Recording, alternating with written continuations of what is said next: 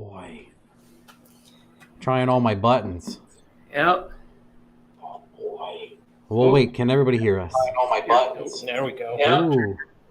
Yep. Okay. All right. Off to a good start. They can hear both. Here. Hunter is here. Monkey Fab is here. Hey, there's Adam Geske is Mike. here. How's it going, Mike? Mike says, what working audio? I'm sure he's trolling. Yeah, I think he's trolling. All right, well, I guess, yeah, it's going up. People are joining in. Hello, everyone. How are you today? Tonight. Okay, well, I guess I'll introduce. I don't know. Like, we're gonna have to come up with one if you don't have one. Do you have like a racing name? I mean, we have we go by Pack Racing, PAC. Oh, yes, I remember. Yeah, Pack Racing. Yep. Okay. Also the Nivlac 57.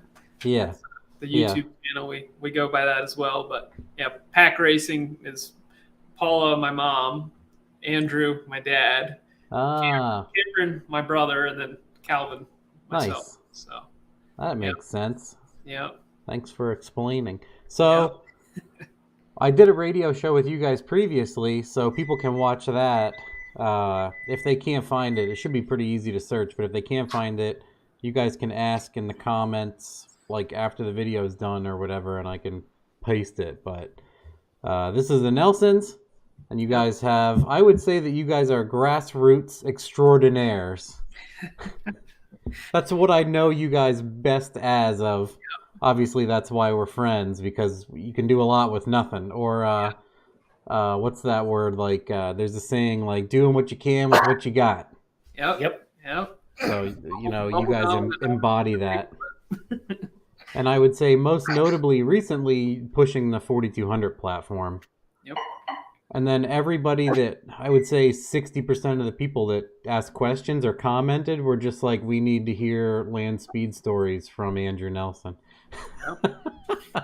they need that. Well, I can think of one. We'll ask 10 questions and then we'll go straight into old school hot rodding stories from Andrew. Yep. Mr. Nelson. Nelson Sr. What? I don't know. Yeah. Knucklehead Senior. Yeah. So, I don't know. Do you want to go? I guess we would say, like, what are you guys working on now? I mean, I watch the videos, but we'll say to people that are not, right? Sure. Yeah. So I'm Calvin.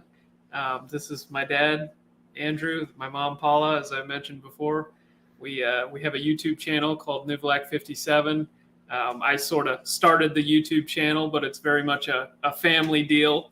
My dad and I we build race cars, and lately we've been focusing on the 4200 stuff, as you mentioned before. And as a offspring of that, we recently bought a 1959 Volvo PV544 directly from the junkyard. It was we were actually dropping a Trailblazer off that we had just yanked the engine out of, and we saw this old car sitting there, and I was like, oh, that's like an old Ford or something, and it looks to be in pretty good shape. What's it doing here at the junkyard? So we went down, checked it out, and we started crawling all over the things.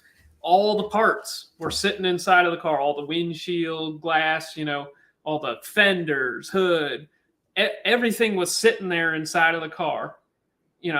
Climb underneath the car. This thing has almost no rust. I mean, I should qualify that with up here in PA, it had no rust. It had rust, but right, yeah, for northeastern cars, it was mint. And so we went home, and I couldn't stop thinking about the thing, and started doing research, and those cars. I'm gonna cut you off. He's been around old cars for his whole life. He had never seen an old car that was a unibody construction. Yeah, that was part of what drew me to the thing immediately, because it was like this is an old car, but there's no body on frame. You know, one of the things that makes a car heavy, why Fox body is so light, we were talking about earlier. They're a unibody car. You know, the frame and the body are the same unit. Yeah, Coke can. Exactly. Yep. You know, so it's an old car, which are known for being, lighter than modern cars, just because safety. What's safety? We don't need that. So I'm like, okay, we got this super light car. So I started doing research. They weigh 2,072 pounds from the factory with full interior, heat, AC, iron block, 4-cylinder, iron transmission. 2,072 pounds. That's stupid light. So, that's when we just finished the Datsun. We built a 74 Datsun that's stretched. It's a bright red with a 4200 in it. And we've been having nothing but transmission issues with the thing. And so I was like, well, why don't we build something light? Sure, the Datsun's light, but why don't we build, something light for the drag and drive stuff so we can stop having so many transmission failures? And so we went back to the junkyard, negotiated a deal, and we went home with a Volvo from the 50s and got to work. We brought the thing immediately into the garage. We bought it on October 11th, 2022, which is exactly 4 months to the day from Sick Week 2023. And we basically devised a plan. Let's get this thing ready for Sick Week. And so we put a 650 cert roll cage in it, all chrome moly. Dad did all the bending. I did all the TIG welding. That's a lot of cage. Yeah. Well, it's one of those things. Once you put a funny car hoop in the car, you might as well just go all the way because, you don't add that much weight that, you might as well just go, all the way. Yeah. It's so much cage already. It's a couple bars and I guess right. For less than 20 pounds, you can go from a 750 cert to a 650 cert. Right. You really justify not doing it. Yeah, I didn't know that, so why the hell not? Yep. Yeah. So the class that I want to participate in at Sick Week doesn't have a lot of restrictions. It's called Sick Week Freaks, and it's basically for the guys that don't have a V8. It's for the 4 cylinders, 6 cylinders, rotary engines, you name it. So we put a 4-link in the back, but we kept the stock front frame rail so that if we ever want to participate in like a drag week style event, we could participate in a class that requires a stock front frame rail. It's already very lightweight. We did drag struts in the front. So it's been pretty well lightened. And we actually just got the thing fired up last weekend. And we have like 7 days to get the thing done. So yeah. I had a question. I saw that has like a spindle mount front end. Yep. What are those spindles, knuckles, and coilovers from or reminiscent of? No, it's a strange strut that we bought at the flea market. Yeah. So totally it's just an aftermarket race spindle. Yep. That's what they would put on a Pro Mod. Yeah, they were damaged by, neglect potentially from the previous owner. We did not realize that there was some damage there when we purchased them over at Maple Grove at the flea market. But fortunately, we were able to buy them cheap, and we also bought a second set for a lot cheaper. We only paid $80 for a second set of them. So when we found the damage on the first set, which had the adjustable dampening for the extension, we were able to take the hubs off of the other set and piece everything together and make a complete set. And we have very little money in that. So it's certainly in the flavor of our past. Speaking of grassroots. Yeah. It's that past experience of being able to put stuff together and fix things has come to full fruition in the last week, where parts that have been ordered are not going to make it on time, and we were able to make things in a very short order to replace it as opposed to bolting it on. And while the frustration is that you want to be able to lean on the aftermarket it's nice to know that when push comes to shove, you can still go back to your roots. Yep. Yeah, Tom Bailey was saying that they had sold out and there was no openings, but already now people are dropping like flies because stuff that was supposed to get to them is not. That's obviously, like you said, that's every car person's struggle right now is just taking 6 to 12 months longer to get things. You have to plan around it, and we didn't do ourselves any favors by trying to build a car in 4 months. Yeah, luckily you guys have a stockpile. People might not know that. You have quite a few hot rods and parts for said hot rods. And if you don't have it, you can schwick it off something else. Yep. It reminds me of like Grind Hard Plumbing when they're like, man, what are we going to do with this? And he's like, oh, I can pull it from the snowmobile in the back, like 3 snowmobiles. And he goes out there and rips stuff out of it. Yep. Good old grassroots hot rodding. Yeah.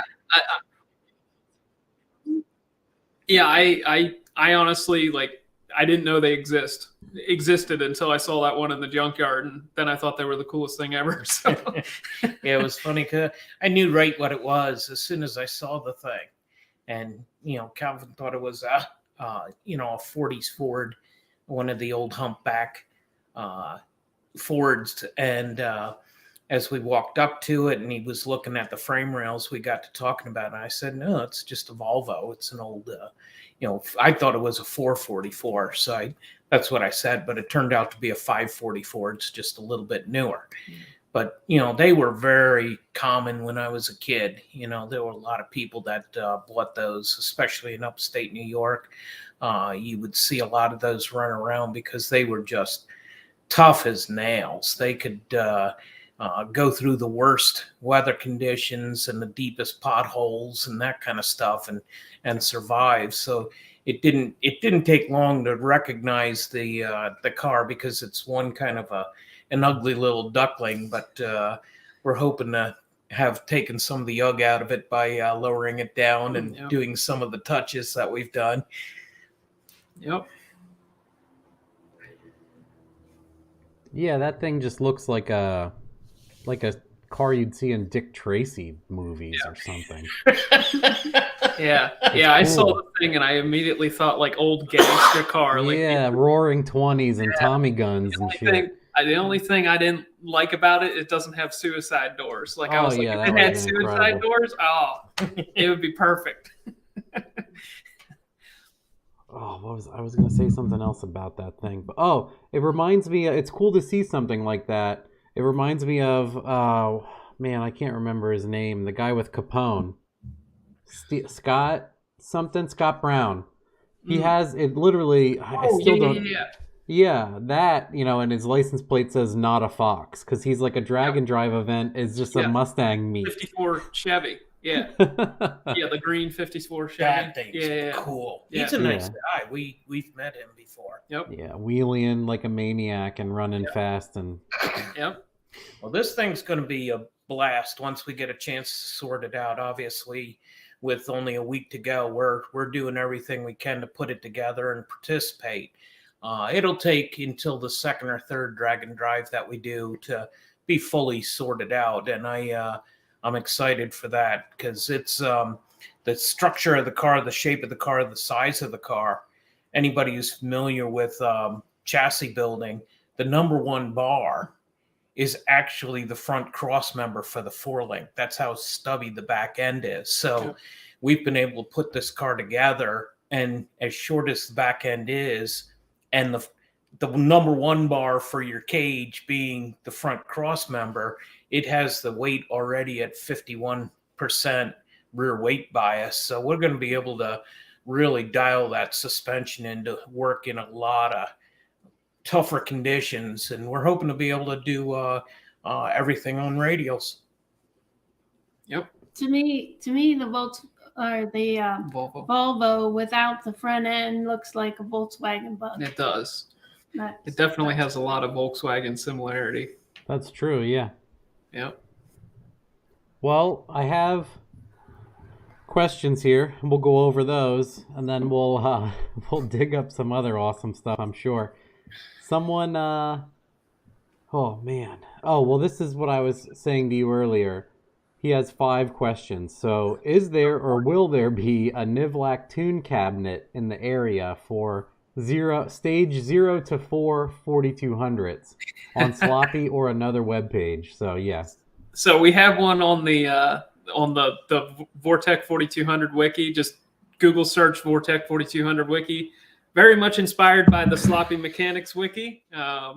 So we have a tune cabinet on there, but as we were talking about earlier, maybe I'll talk to Matt here about maybe we'll put it on the Sloppy Mechanics wiki as well, just because maybe that would be easier for people to find. It's a little clunky sharing files over like a Google site. Yeah, I almost wanted to stop using mine. I started putting them on Mega, and then I created a shared folder, and I was stuffing them in there because I noticed I would be working on a friend's car, and we would go to yank something out of the Google page, and it would not let us download anything, and it made no sense. And eventually I did like incognito mode and some other stuff, and then it let me get it. And I think I realized that that's why some people complain or have trouble, because it was really giving me, it was just giving me trouble. So I was like, hey, I got an email the one day, was like, if you don't keep using your Mega account, we're going to delete it. And I was like, oh, I could put the files in there. So yeah, all of that. So I'm sure I can give you access to it, and you can just dump things in there also. Yeah, I would. Pro charge no part. Yeah, he's one of our. I just sent him a T-shirt. Thanks for buying a T-shirt. I recognize that guy. Yeah, 100%. He always leaves the same comment. He's the best. I love it. Yeah. He comments on my stuff too. I definitely know him. Yeah. All right, so there is a wiki, and you guys do have it, and I know you have the 4200 wiki, so I'm assuming it works just like the Sloppy one. You type in Nivlac 4200 wiki, it comes up, and you can find the files that way. Yep. And he has another one, which is, I'm actually interested in this too. This is one of those that should be a staple question. It says, your favorite shop tools lately. Last time it was a metal circular saw and flare tool. The question applies to Matt and the Nelsons, so you guys go first. Okay. I don't think we've gotten anything new lately. I got a hydraulic crimper for like big like battery terminals and stuff. I'm a big fan of that. Recently, I actually pre-read this question. And the tool for crimping the wires for spark plug wires. Oh, one of those MSD tools for crimping the ratcheting crimpers for like a spark plug wire. That's another good one. Yep. The right tool makes all the difference. It's just, we recently, I don't know if we had the lift the last time we were on. Yes. Oh, okay. Yep. Well, having a nice lift is definitely a game changer, but yeah, I can't really think of any good ones. Yeah, that's the only new stuff since the last time we were on. Last time we were on, we got to talking about that hydraulic tubing. Yeah, the tool. brake tool, brake flaring Did tool. you get one, Matt? Did you try that out? No, you know what I do anymore is I pay that Josh Luck from Finishing Lines to make me stuff, because flare ends and I are just mortal enemies. So he just crimps me 3AN stuff, and I use T fittings, and it works, and it bleeds, and the brakes feel nice, and I don't think I'm ever going to do lines ever again, like hard lines anyway. And his cost was very fair, I thought, I did my entire brake system on my Mustang, and that 3AN hard shielded, like, it's the nicest stuff I've ever seen. And then just like P-clamps. And then I did like the pump bleeder that I got. That's a cool. I was having trouble today, like both of us. It must be the weather, just mental block. We're just both like, so everybody can hopefully deal with that. But yeah, I got I was like, man, what did I get recently that I like? And I couldn't really think of anything, but I got one of those air bleeders. So you hook it up to the compressor and you squeeze a thing, and it just, because I had to pump one and it's garbage. And like I said, brakes, hoses, and flares like that are just, they hate me. There's Yeah. a movement against me with those flaring devices and physical pieces. Yeah. So, yeah, that's incredible because we got the calipers powder coated and cleaned up and rebuilt for the Cayman. And Yep. I hooked that thing up and I was like around it, and it was like we never touched the brakes. And I was like, man, I was expecting a Porsche with 4 piston calipers in every corner to give me more hell than Yeah. this was. It was like the best it could have gone. So I was pleased with that. Nice. Definitely power bleeders on the list of things in the near future. Yeah. I'll give you a link to, it's just the highly rated one on Amazon, but yeah, it actually is incredible. Nice. Okay, and then, evolution of thinking on flexible ECUs for people developing an oddball, other guys, engine and trans, Holly, Megasquirt, Max, Haltech. What you liked moving forward or missed moving on? I guess it's just a whole, because I know you're like the only person I know that's doing Max ECU stuff. Okay. Yeah, it's a big, dude, it's a big. That's sort of a brain fart of a question. Yeah, I know. It's hard to read. It was hard to read. I actually wasn't skipping, and I read it. It was just. I mean, if you're doing oddball stuff, I'm a big fan of the Max ECU. It supports a whole bunch of trigger types. I mean, the Megasquirt stuff is good, but it doesn't support everything. So you're kind of stuck. I will say the Max ECU. I watched your recent cast with Jeff Evans about their poor tech support at Max ECU. I will say it wasn't hard for me to get them to add the 4200, but I could kind of see where he was coming from there a little bit. It was a little bit of a struggle to get to where we needed to go, and I feel like if I didn't approach it, I deal with engineers every single day at my real job. And so you kind of have to, use the right words, because if you say something like accusatory or, you put things in the form of a question, like, am I stupid here? Or, something doesn't look right here. They get their feelings hurt very quickly. Right. Yeah. They're very sensitive. So you kind of have to like dance around like, I think something is, how you would normally talk, like, this is broken, fix it. And, with an engineer, you got to be like, okay, there's just something's not making sense here. And you got to let them sort of figure out the problem and come to their own conclusion and, sort of stroke their ego a little bit. And so, I'm used to dealing with that, but I could see if, some, guy that just wants his car to work and, doesn't have the right tact, that he could probably piss him off pretty quick.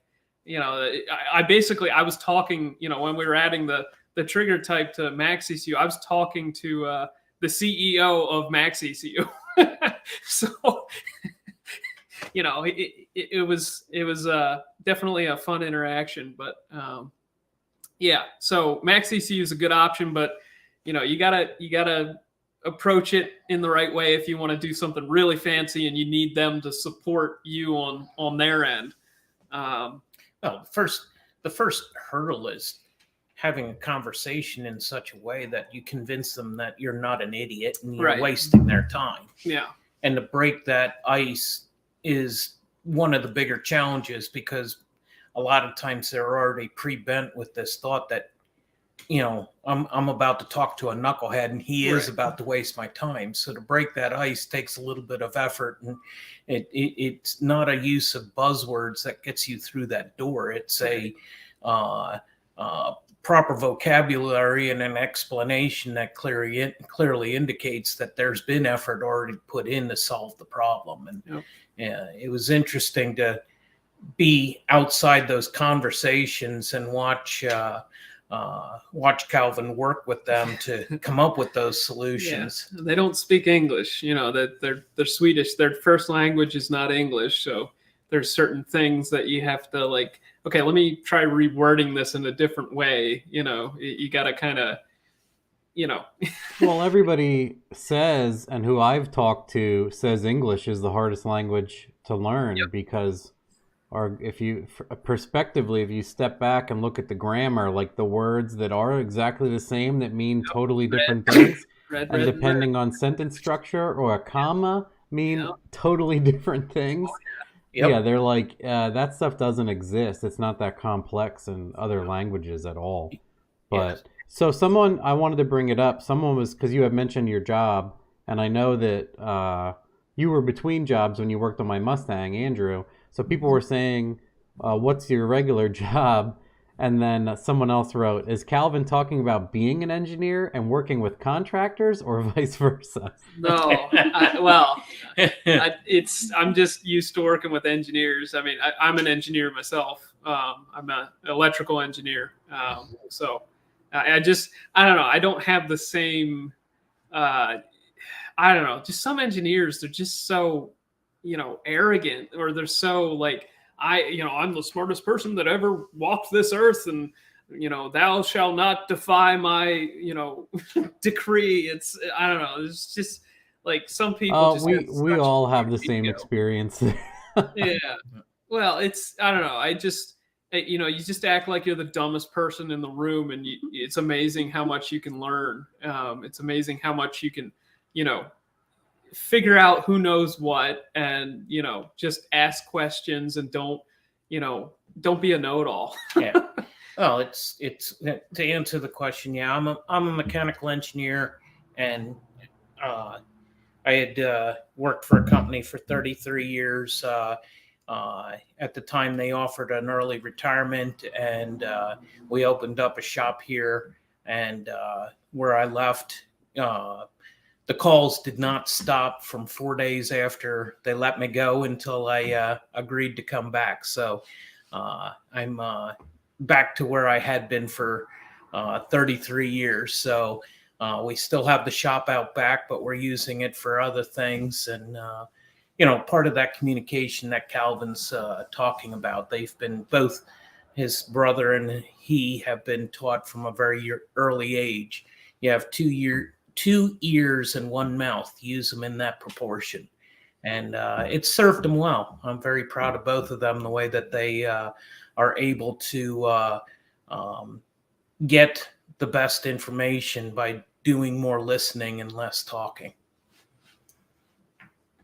This is what this is. This show is a lesson in me listening. I did not suggest anything. I know. I know. I do it for myself. I feel like I'm getting better. Oh, there is this one isn't, he says, can you convince Matt to test one out? I mean, I will eventually use a Max ECU. I know that, as we've had the LS and dual clutch conversation a thousand times. By the time I do it, I won't be able to afford one, so whatever. Yeah, if you want to get into CAN stuff, like I've heard you talk about, you talked about with Jeff, the CAN stuff. I haven't looked into the Link ECU stuff, but one of the things that he did say was that Link doesn't have a built-in CAN sniffer. The Max ECU does. So you can literally just plug into the CAN network like we were talking about earlier, and you can just sit there and listen and just, okay, what if it's very attractive. What if I hit this button on my steering wheel? Oh, hey, this register changes every the fact that it has that you can view and inject straight from the tuning suite is incredible. And actually there's a guy, Boost by Smith, and he has done Hayabusa stuff since they came out in like 2003 or something. And I had his kit to flash stock ECUs, and that's how I tuned my Gen 1 and my Gen 2. Yep. And that guy creates plug-and-play separated things for Max ECUs. Yep. So you can get a plug-and-play standalone for a Hayabusa that also does the CAN dash. Yep. So he has worked all that out. So similarly, same thing. He's doing the CAN handshakes between the stock Suzuki bike and the aftermarket ECU. So, yeah. That's my sell. If you want to get into the canned stuff, Yeah. if all you get is their most inexpensive unit, the Max ECU Mini, I'm actually using one of them on the Volvo right now. It's I have a Mega Squirt Gold box. It's doing all the fuel and spark stuff, and then I have a Max ECU Mini sitting right on top of it, and it can communicate with the Gold box. Get, if I need TPS, any of the information that's on the Gold box, I can can it right over to the Max ECU Mini, and then I can fire stuff back over to it on the can. And basically, I'm emulating a microsquirt I/O module, because you can do an I/O expander with a microsquirt. And I'm basically emulating its communication and sending it to the Gold box, and it doesn't know any different. So it's, yeah. The capabilities insane. Yeah, I would love to use it on something. I'm sure I'll find a use case scenario. Right. Eventually. Yeah, it's the same thing. I for the longest time I was like, why would I need a 3D printer? And then now that I have it, it's like I use it for everything. And it's probably the same thing with you. Once you have it, you're going to be like coming up with all kinds of ideas on how to use it. But it's I totally get it. Because I remember I was going to ask you what your ECU stuff is, because I know you and I are waiting on some stuff, and I have just refrained from asking and just waited, and I saw the startup video where you're like, we're doing these to do it. Yep. That's where we're at. So Yep. The other what does he say here? Thanks for entertaining with automotive experiments worth trying since 2012. He says, I miss cussing and flip-flops, but you're a parent now. I get it. There you go. Yep, that's what did it. I even said, This grown-up stuff gets old sometimes. Yep. Oh, God. Turbine Research, I know. He comments a lot. He gave me $2. There you go. And he says, Max ECU and CAN bus are life. Taco money. All right, here's a good one. This is the next one is, what oiling modifications would you recommend on an aluminum 5.3 out of an 04 Trailblazer? I'm wanting to make 700 to the tire with a single turbo. Is there anything else that you would recommend? I've been watching your stuff for a long time. I really appreciate everything you guys do. So I'll just let you guys answer that. I don't do any. Everybody knows I don't do anything for cams, bearings, nothing. Yeah, you better ditch that front sump if you want to really start. Well, if it's just going to be a dyno queen, then you'll be fine with whatever's in there. If you're just going to do burnouts and ice cream, that's totally fine. But if you want to actually race the thing or do any kind of performance stuff where it has to accelerate, you got to get rid of that front sump. As far as what to go to, well, I'm not sure I can recommend anything, but the pickup tube. Yeah. I think the question was specifically the oil system modifications. It's a dynamite engine, short of the pickup tube not being in the back of the sump. Well, it's a front sump pan. That's because they're the ones that have the diff that's mounted to the engine. Well, I think, I guess that's a variable, right? He's saying the aluminum 5.3 out of a Trailblazer. Right. I would say most people are not using the front sump pan, and maybe if he's on here, he can reiterate. But yeah, I didn't know if it was. I think he means stuff in the block. Well, just go. We all know front sump sucks, so say what you would do with the engine, regardless of the garbage front sump. A couple quick things to remember is make sure that you account for where the dipstick tube goes in, because if I remember, there's a slug in the way on the Trailblazer engine that you got to remove. But ultimately, the short answer is get the pickup tube to the back, because once you exceed, about 1.5 Gs of acceleration, you really start to starve the engine of oil. And that's where you want to make sure that you move it to the back to allow it to stay covered during the hard acceleration. Another thing is check to see what the distance between the bottom of your oil pickup is and the floor of the oil pan, because we've had like brand new pans out of the box where they're like about touching, and that'll starve your engine of oil. So the spec you want to have there is 3/8 of an inch between the pickup and the floor of the pan. That's a good one to look out for. Don't assume the aftermarket took care of your business. Right. Yeah. Just because it's brand new, one of our favorite sayings, what does new stand for? Never ever worked. Yeah, Mr. Moore coming up with that. Yep. We like to drill holes in the lifter buckets to help with oil draining back. You know, when you get lots of high RPM stuff, it pumps a lot of the oil into the top of the engine, and it gets stuck in the lifter buckets. So we like to drill holes in there. I mean, the stock bottom end stuff, you can do a lot with it. I know that's your pick. My shtick. You like to do. But if you really want to start, pushing it, it is nice to get a little more bearing clearance in it, at least in our opinion. So going to like a Cleveite extra clearance bearing, that might be a good choice. And if you really want to start spinning some RPM, then we do like to put a high capacity oil pan in it and a high volume pump. So, but all depends on what your goals are. Just like the old adage goes. It's a good, what else are you doing? You're Yep. all over the place if you don't know what you want to finish with it. I was Yep. going to ask, how do you measure? Do you guys do the squishing silly putty, or do you use the back end of a caliper to measure the pan? Like put a straight edge and measure down, and then measure the pickup from the. Two things: measure it physically, but confirm it. Trust but verify. We put a piece of wood in there and try and put the pan on. If the pan doesn't fit, you've got a problem. Go no go. It's a go no go. But yeah, we measure it, but trust but verify. Yep. Do the That's why I asked something. Like I would give someone some weird answer that's like that too. Like put a 3/8 piece of wood in there and Yep. see if the pan's flat. Yeah, It works. Yeah. it works.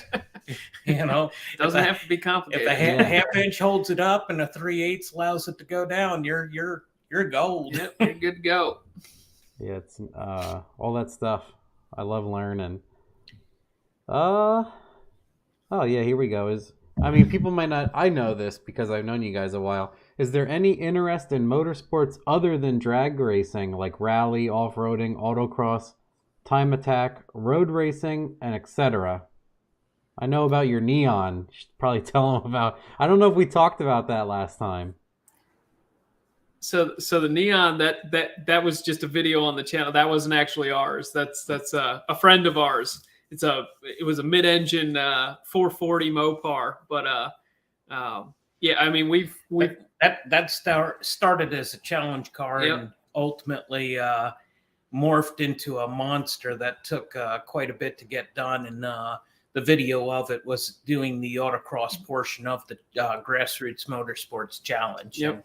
And, we've participated in that event many times. L24 asked a question. I'll get to that in a second. But my interests are land speed and to do some hill climb. I have always wanted to do that and hope to do that in the future.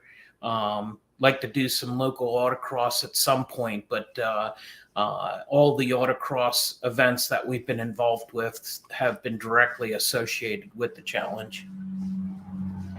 Yep. Yeah. I mean, my main interests are in drag racing, just because it's what I enjoy the most. I'm sure at some point I might get bored of it. I like the drag and drive stuff mainly. I like the it's not just about the drag racing. Like you get to drive it on the street as well. I don't know if I'll ever get into the land speed stuff. It's a lot of, you better be on point on race day because you won't get to another opportunity for a month or more. And that part of it is a little challenging, just because you it's hard to test. It's hard to be on point. You can't just go to a Friday night test and tune at Cecil County Dragway and try some stuff. Yeah, I mean, those are my main interests. With Ken Block dying, passing away recently, I definitely have been looking more into the rallycross stuff, and that stuff is wild. Like I've started to look into other things that maybe I'll look into someday, and that it's just hard to get into that stuff because there's so much money involved. There's so much of that involved. You look into dirt track racing, that's huge around our area, and it's all so much money. There's not a lot of motorsport stuff that is affordable, and so that's one of my main reasons for liking drag racing so much. That goes back to the question that Dat L24 asked. Any advice for grassroots participants for the $2,000 challenge? It's for those who are willing to put in the energy that it takes to build a car to participate and can be competitive at that, you have to recognize that $20 is 1% of your build. You cannot underestimate how quickly you burn up those $20 bills. So every one of them counts. Is that really worth that amount of money? And does it truly represent 1% of the car? Something as simple as stick pins for holding your fan to, or holding your tranny cooler to your radiator. Is that really worth $8? Or can you use 72 cents worth of zip ties to tie it together? And people on the outside look at that vent and just scream bloody murder. There's no way you can build cars that cheap. Until you get there and you end up going to school, you find out how guys are able to do some of these most incredible creations and turn nothing into something that from afar looks like, the Mona Lisa. In reality, it's crayons that are smudged smooth enough to look like a paint job. It's I don't want to take anything away from the efforts that folks have put into it. And I know where we've focused our attention primarily on the drag portion of that event, but you can go down there. And I know the first event that we went to, we put together a Chevy Nova that ran 1040s and at the event ran 1060s, and everybody was like, no way. And I walked around the paddock, and I know that the second car that we put together, we had cut almost $600 out of the budget on tricks that we had learned just from the first event that we attended. You can really go to school learning from people who can teach you how to make something, and it's paying fruit for us. In the last week, we talked earlier about the supply chain issues that we're having. Calvin was able to find a shift bracket lever that he printed 2 size. Paula cut out. I put it on a piece of metal. We made up the shifter linkage, and the shifter with minimal adjustment worked as soon as we made it. But using some of those techniques of finding the information online and duplicating it, that's $82 if you buy the stuff from the manufacturer, and we've got pennies in it. The Calvin, early, was that last night? You made that bleeder valve. Yeah, I took a old manual boost controller. They have the ball and spring. And one of the things you want to do on a Turbo 400, if you're still using the vacuum modulator to control the line pressure, you want to vent the signal when it goes into boost. You don't want to pressurize that vacuum modulator. So I took this ball and spring thing and I reconfigured it a little bit and basically turned it into it just vents when a bypass valve. Exactly. Yeah. And instead of, It's a vacuum modulator wastegate. Yeah, exactly. Yeah. Exactly.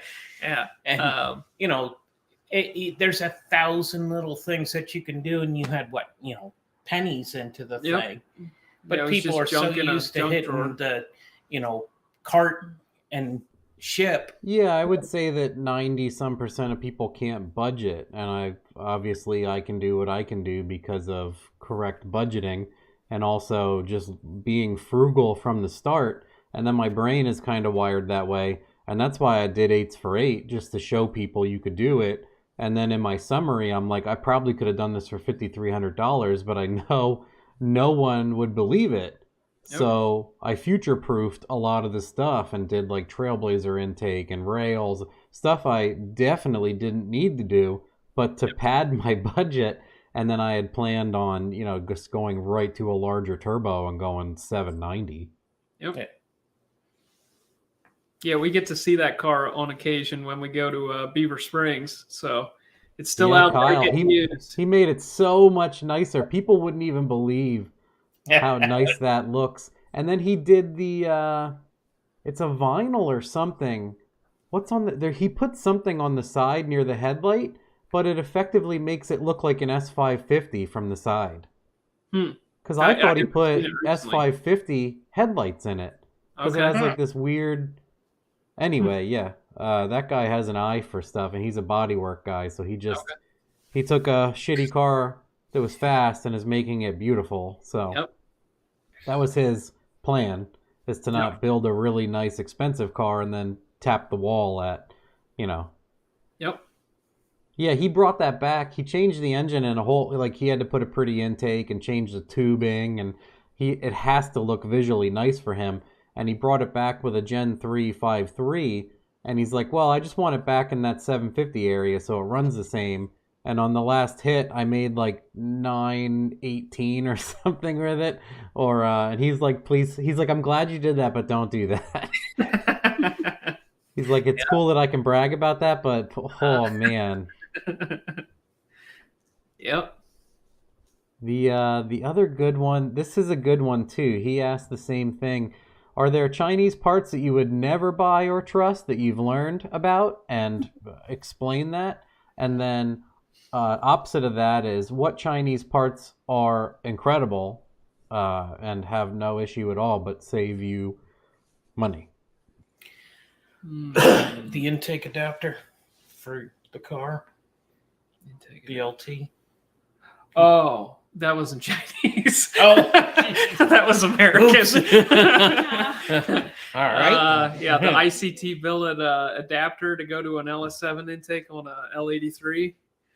Yeah, you don't have to buy just the adapter plates. You got to buy their valley pan, and you got to buy their lifter or their injector hold down plate, because none of that clears. They actually say it in their ad. I just didn't read. And yeah, it turns out you could have a Holly High Ram for the amount of money you got to put into that whole shebang. And the wastegates, you did the whole video on. I mean, the wastegates, I've never had a Chinese wastegate that I've bought that has given me a problem. I mean, we've had the set screws fall out. Yeah, the set screws where the diaphragm hooks to the actual, the valve. I've had the screws wiggle out, and so that's one thing that I check. But I mean, I've also had.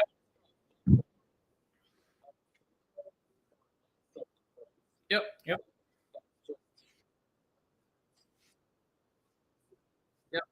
Yeah, make sure the diaphragm is actually the little aluminum thing is actually bolted to the stainless steel part.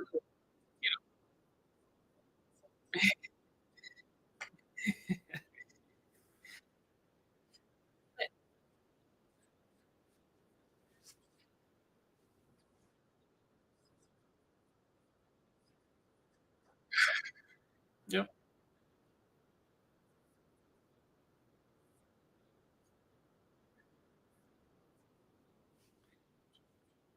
Yeah.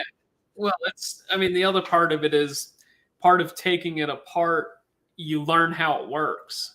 And, if it ever gives you a problem in the future, I don't care who made the thing, like, stuff breaks. So, the fact that you took it apart as soon as you bought it and just inspected the thing, you kind of get an idea, oh, this thing's actually really simple. And, it just makes you less scared to like, Yeah. take I it apart. muted myself when I made that whole explanation, so everyone's like, oh, we lost Matt. I was saying like the fuel pressure regulator, Yeah. the wastegates, and other items. You just have to take it apart and look at it, and that's intimidating, or people think you shouldn't have to, but that's the responsibility you're taking on with purchasing something at a fraction of the cost.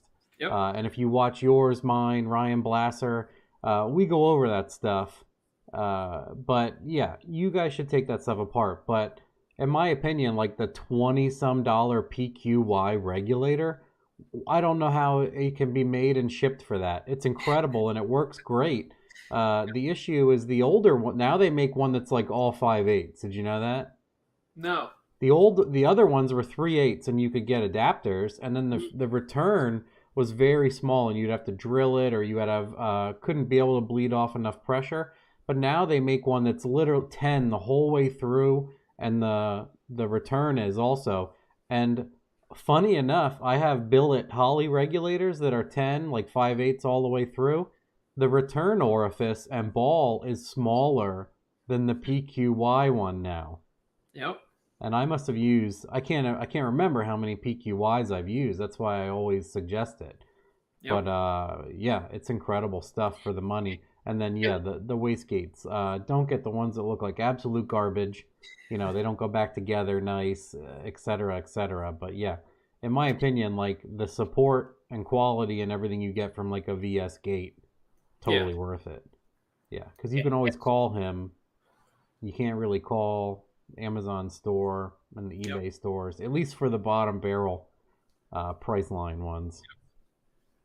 Yeah, we haven't gotten burned by too much of that. To get back to the original question on just bad stuff, you have to just pay attention to it. You have to disassemble it, make sure there's no junk in it, make sure set screws are tight, put some Loctite on some of the parts. Well, yeah, I mean, like the PQ or the what's the throttle body? The G plus, all those other ones. Even I like to give Doug Cook grief, but it even happened on their the throttle body's really nice. One of my friends bought it. I posted pictures of it to troll, but it's going on his truck. Yep. But it's a beautiful throttle body, but they even had problems. It took out one of Cleat's motors. Yep. We looked also, and they just take that back of that bolt. But same people complain about the China one, and then like $600 Motion one falls off too. So you can bitch about that bolt all you want, but Motion had to take care of that also. Well, the entry for the idle air motor, for the idle air port, that'll whistle, and I've seen genuine throttle bodies that do that as well, and you run it's just you learn a lot. Take that flute portion off of it. Yep. Yeah, probably the only thing that really comes to my mind, and I've been struggling to think, is cheap intercoolers really don't work. They don't cool the air enough, and you get too much back pressure or flow restriction, I should say. Core drop. Yep. Yes. Yeah. And a friend of mine was dropping, I think it was 15 pounds across his intercooler. So that's probably the one thing. I mean, obviously a good quality product, when you look at it, is notably different than the cheaper stuff. You know what I learned picking up a quality intercooler? It's like 5 times the weight of the China core. Yep. I was like, what, is this have lead in it? Why is this so? The one for my Mustang, like, you go to pick it up and you're like, oh, I have to take a serious stance so it doesn't bowl me over or I don't hurt myself lifting this. Yeah, I was impressed with that. I had something I was going to bring up, and I can't remember from all this other stuff going on. Oh, Blasser. This is what I wanted to bring up. You have to take apart the wastegate and check and change all the springs anyway. Yeah. totally true. Like people, like I always make that comment so people remember it, but they come to the dyno and it crashes boost cut.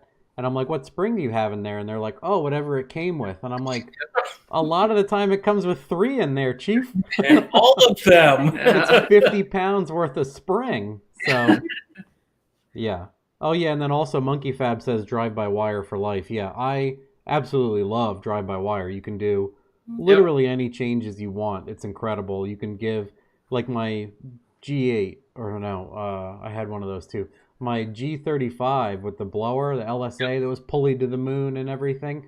I made it drive like my Kia down low because of the exponential curve for the throttle. So people might not know what that is, but 50% input, maybe only 20% opening. So you can really pad the bottom of that scale to, because a roots blown car that makes 17 pounds with a 6-speed manual can be very stabby and not in a good way when you're trying to drive nicely. So padding that throttle is an incredible thing. Yep. All right. Oh, what intercooler manufacturer can you recommend? I mean, you kind of know it when you see it. I don't know if we've ever bought a brand new intercooler. We always buy flea market stuff, and it's one of those. I mean, the weight is definitely That's what I've learned is just pick it up, and if it's heavier than you think, it's a good one. Yep. Yeah. It's. I mean, we've bought all kinds of secondhand stuff. The one that's on my Fairmont is I forget what brand it is, but it's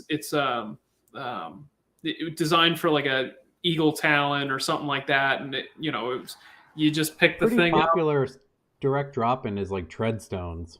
Yeah. Yep. So it's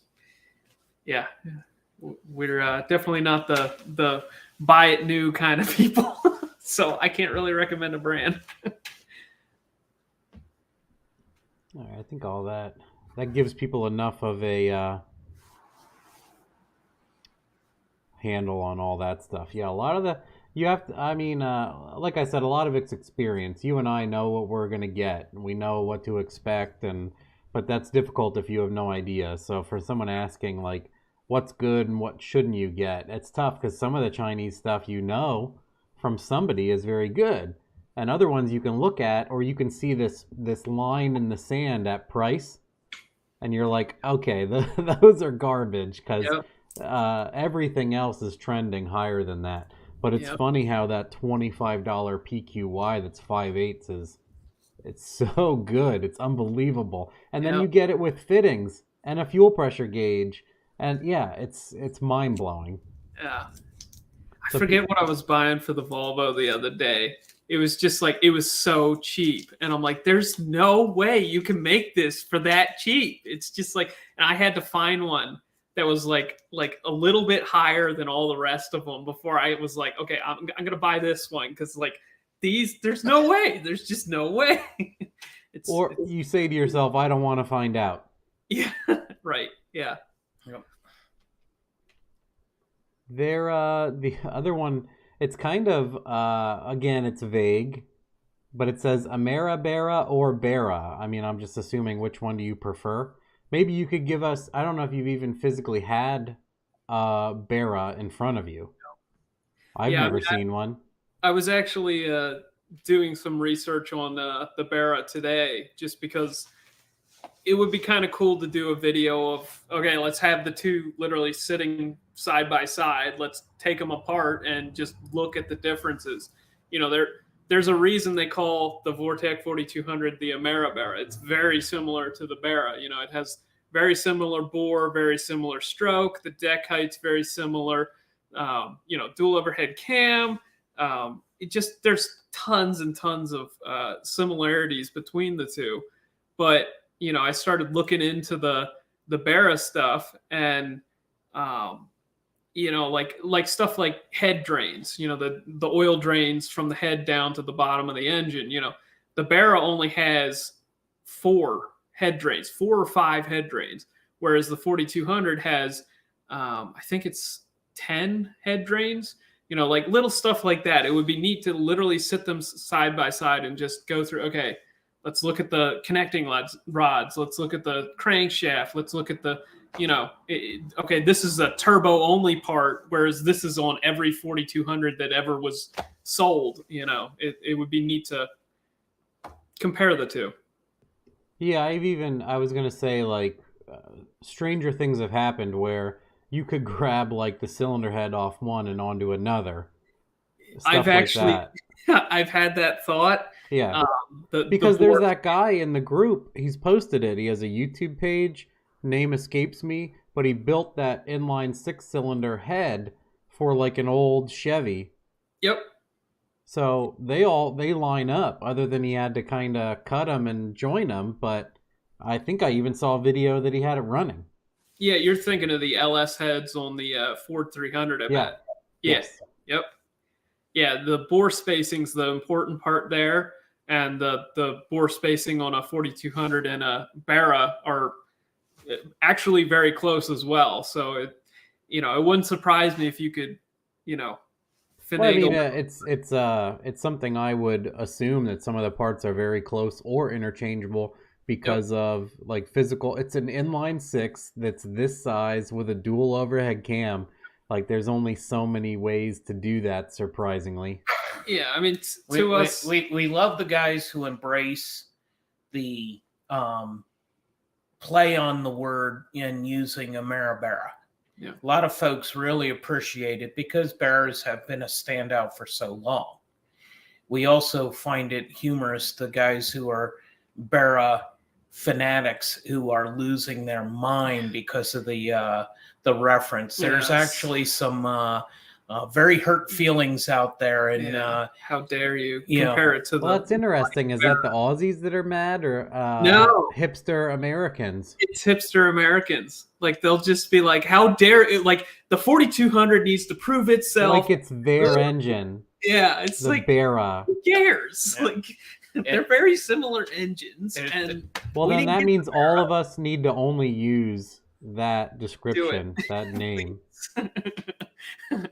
Yeah, it was a term coined by someone else, but it certainly has played well to help advance the platform because the Barra is such a well recognized name. But there's reasons to believe that the 4200 it is in fact probably going to prove itself to be better, and that's where the conversation in some respects, let's get these things side by side and point some of these things out are going to play well.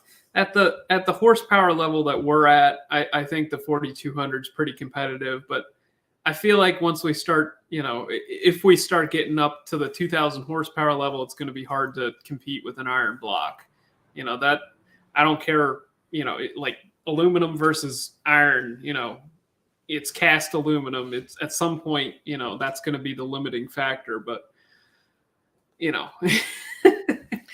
we've seen enough content out there where the limits on the stock bottom end, you can start seeing a divergence between the two. And at some point it'll be fun to prove that all out because the loyalty to the Barra is so strong, it's going to have to come with proof. We'll split that with, we have a question about food. What? It's always nice to throw in that stuff instead of car. But it says, what is your go-to meal as if you had to choose it for the rest of your life? I know what Calvin is. If they didn't make me sick, I would say a bacon cheeseburger. I mean, I have to do them sort of sparingly. It seems like red meat lately has been a little rough on my stomach, so I kind of have to, mix it in as sort of a special thing. The older I get, the less I can just treat my body like a garbage can, and So You love turkey chili. Oh no, I'd take the bacon cheeseburger if I could eat them and not be sick and My selection's easy. Crab cakes. When I used to go out with the guys, if I was showing up to a lunch meal and there was a crab cake on the menu, they'd just flat out order it because they know I'd be ordering it anyhow. So it became quite the joke over the years that they got good crab cakes, or if they wanted me to go somewhere, hey, they got good crab cakes. I had one just the other day. I'm pretty simple guy. There's probably 10 items, but that would lead the list. How about you, Matt? Oh, for me, that's difficult. That's one of those things, honestly, that that'd be difficult for me to choose. If I had to choose, it would be some simple, like 3-year-old American food, like chicken nuggets. Hey, that's It's not hard bad. for me to decide, but something like chicken nuggets. Yeah. I mean, I think you're gonna get tired of anything in that situation, so Yep. you might as well enjoy chicken nuggets for a while. I guess for me it would be like chicken pot pie. You know, sometimes Someone they- wrote any pasta. That's pretty fair. If you could group pasta, maybe. There's a good question here I wanted to go over, and Andrew asked. Someone had asked about it previously too, so this is reminding me. Let's talk about camshaft options and deck thickness of the 4200. So camshaft options, there's not really anybody doing like a billet, custom grind camshaft that I'm really aware of. We did explore that a little bit. How about we remember this? I'm going to say it so I don't forget it, and that maybe you guys can remember it. But I can talk to my contact at Texas Speed. Okay. Because they can cut and everything in house, so they might be able to make one that long and blah blah blah. Yeah, go ahead. That would definitely be a cool opportunity. We actually talked to them at PRI a bit, just briefly. We were visiting on the their cylinder head, the porting that they're doing on the LT heads, and that's something that we're going to venture into in the near future. So there's nobody making one-off camshafts that I'm aware of. So basically, your only affordable option is a regrind. So you send the camshaft off, it gets reground, gets sent back to you. We actually sell kits because when they regrind the camshaft, how you get more lift and duration is you take material off the base circle of the camshaft, and that is going to create some extra clearance there that you need to take up with shims, or in our case we use shims on the one side and use a different lash adjuster on the other side. So that those work well. That's what we're using on most of our stuff right now. I don't think any of them have stock cams anymore. We use their most aggressive grind. It's Schneider Racing Cams is who we've been using. What I recently found out is that Comp Cams actually does a regrind, and the Self Racing guys actually developed that. So there's this blue Studebaker that has a 4200 in it that has the engine an engine built by the Self Racing guys, and because of that, we found out that Comp Cams does a regrind, and they're actually able to get some pretty serious lift and duration out of it. Like, the stock cams are like 170, 175-ish degrees of duration at 50. So very pathetic. And with the Schneiders, you can get 200 on the intake and 208 on the exhaust.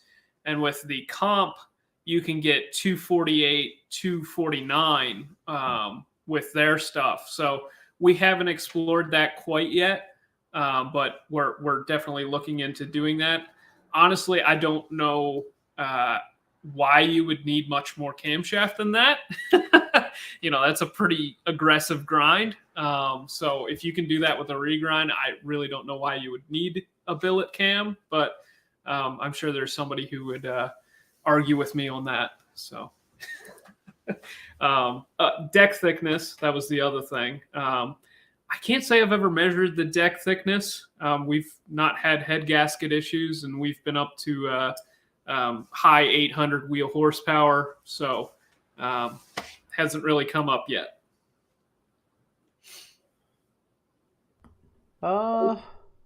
Yeah, that reminds me too. Maybe they could regrind, so they don't have to make a core. But yeah, Yep. maybe they could hook you up with regrinds or something also.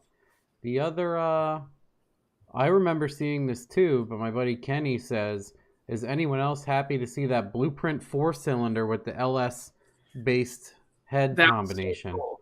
Yeah, I Yeah, saw thank that, and I was like, "Is that a LS cylinder head?" Oh yeah, and we stopped in and visited with them to see if they're doing it in any other size than the current size that they're offering, and that's a 3.6, and they don't. But there is a lot of interest in the hot rod world for that, so it's not going to surprise me to see a short stroke version of that come out so that it can compete in some of these cubic inch limited classes that are out there. That thing is neat to look at in person. It is well thought out. Yeah, they said they were getting 550 pounds-feet of torque out of that thing. So that is nuts. Imagine if you could make that 550 at 9,000 RPM. Like that thing would make stupid power. Yeah, that's pretty wild. Yeah. Yeah, I was like, what? Wait, what? I need to hear that again. Oh, Kenny says it had a turbo for those numbers. Yes. Okay. Yes. Yeah, it was that was 9 pounds of boost, if I remember correctly. I like turbos. And then this other one says, "How fun was the Fiat?" That was squirrely. I only drove that a couple times, and it was like, this would go into a ditch if now. Yeah, you had to be on the wheel, and I was comfortable driving the car, but you had to anticipate that when it started to make its move, you already had to go into your counter throw, because you would actually feel the tire load into your countered move. The front end was so light on that if you didn't stay ahead of it, you could not get behind or you'd be in trouble.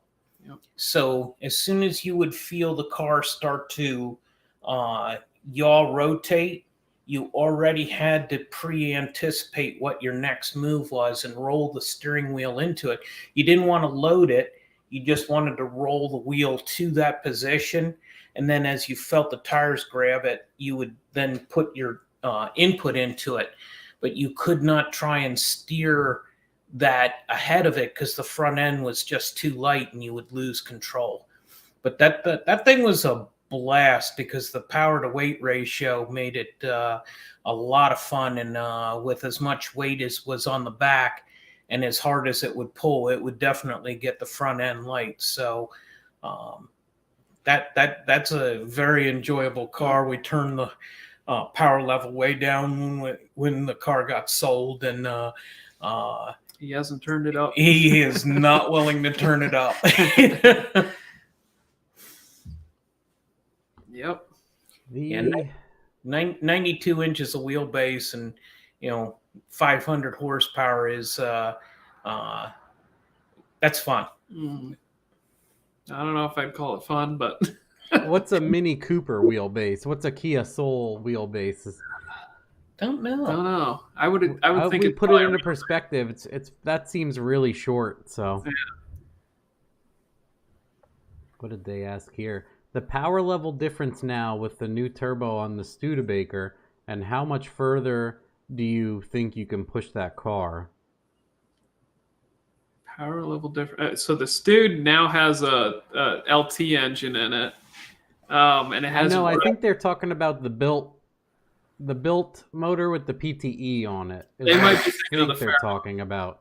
Yeah, they're probably thinking of the Fairmont.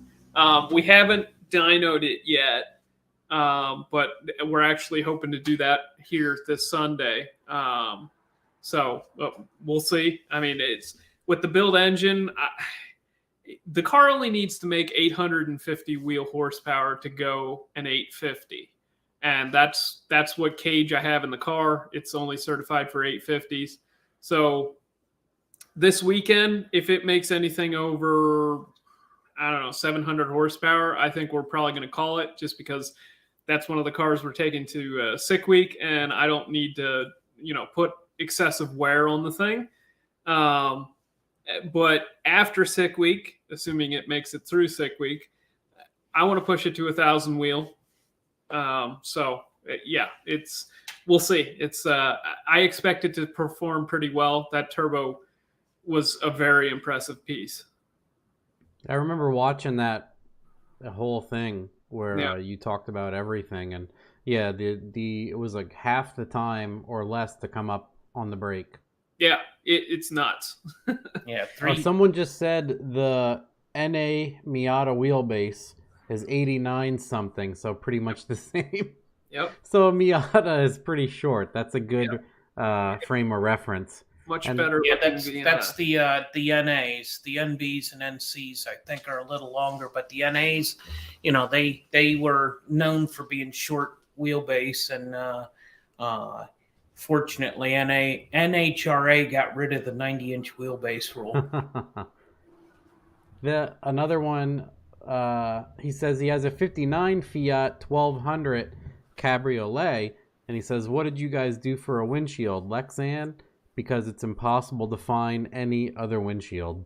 Now, we use the stock windshield. If I was going to look for something, I would actually adapt over a MGB windshield. That should be similarly sized, but we retained the original because we actually had one of the 300 that had a removable hardtop. We originally found that car in a junkyard, and that was back in 2004 when we were thinking about building a Porsche. A buddy of mine went down to the junkyard, and he told me about some of the cars that he saw, and his last comment was, and then there was this funny little car. And as he started to describe it, I thought, I think I know what that is. So I jumped in my truck, ran over across town, met him. We ran out to the junkyard, and I reached inside and gunk, unlatched the hardtop. And as we peeled it up, the car started to droop a little bit. So we pushed it all back together and struck a deal for $200. And fortunately for us, we did not have to pursue a windshield. We were able to pull the whole assembly out. But in your situation, .L24, I would very quickly look for a MGB and go in that direction and get a more commonly available part. Yeah, just for everybody that you can kind of see it there. That's what it looked like when old junker. What a gem. Yeah. But yeah, surprisingly, like the taillight lenses interchange with a Ferrari. And there's like little things like that with that particular model that like there's like little like because the guy who bought it, he's like, these taillight lenses are junk. And so he started going on searches, and there's actually like a small community around those silly cars. So yeah, just do some Googling. I believe in anything quirky like that has quirky people. Yeah. Well, that's the funny thing with the Volvo as well.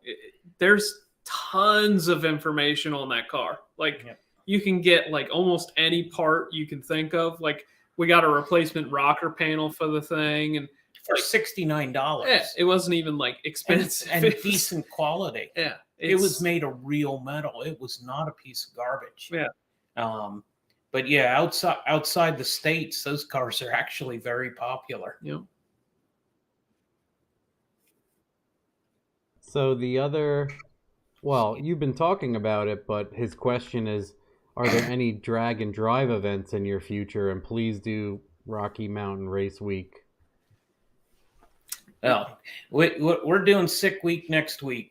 This time next week, hopefully we're halfway to Florida, and we're getting set up in a hotel, getting ready to make the rest of the drive the following morning. But ultimately, we have not ruled out Drag Week or Midwest yet this year, and it's going to depend upon where they're located. Obviously, we know where Midwest is, but we got to see how we do this year on this particular drag and drive, and what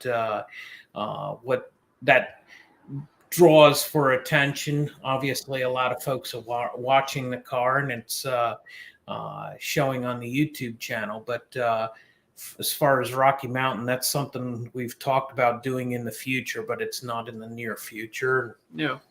Yeah, I definitely would love to do Rocky Mountain, just because it would be so neat to drive through the Rocky Mountains. Absolutely. I see all the videos of, Cletus and the PFI Speed guys and all that, doing that event. And it's like, this scenery seems like it would be like most of the reason for going to that event. So maybe someday. Did you see the question by Dat L24 again? And then there's also a good question that was just asked about torque arm or leaf springs on those vehicles. Okay. I didn't see the one. Yes, it did have a torque arm with a leaf spring. That was a question about the Fiat, and basically because that event was to drag race and autocross, one of the things that we made a mistake on in 2005 or 2007. We were way too stiff in roll rotation on the rear, and that was a mistake that we made with how the car was set up then. And as we got to know rear suspensions better, knowing whether you want to have a stiff rear anti-sway bar in the back or not is a very important question that you've got to answer. Sometimes it's better to lift the inside wheel, put all the load on the outside wheel in a turn. Other times it's better to leave it more neutral, let it roll rotate on the natural roll center, and do most of your roll control with your front suspension. So on that particular application, the mistakes that we made back in 2007, we rectified with the torque arm, because we wanted to eliminate the rear sway bar for the autocross and only use it for the drag race portion of the event.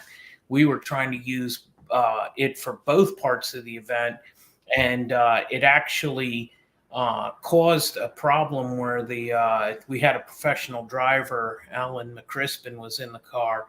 The car got into a turn too tight, and the problem with that is sometimes it'll grab in too tight and try and pitch the car over sideways, and he actually bicycled the car and had to get it back under control to finish the course. And had we had it more free in the back, he would not have gotten into the trouble that he got into on that part of the event, and we would have likely finished in first. So there's a lot into the rear suspension, but we primarily free them up for the autocross in the back, and put a lot of anti-roll bar stiffness in the back for the drag race.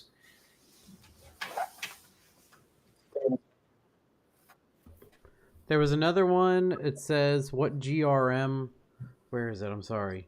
What's your favorite part of GRM 20XX events? Well, it's always been the community. Yep. We have developed some friendships there, and I'm very grateful to every form of racing that we've been involved with has led to developing friendships with everybody that we meet, from local drag racing to the drag and drive events to the land speed events to the grassroots motorsports. There are people all over the country that we will meet and greet wherever we go. We've pulled our one trailer.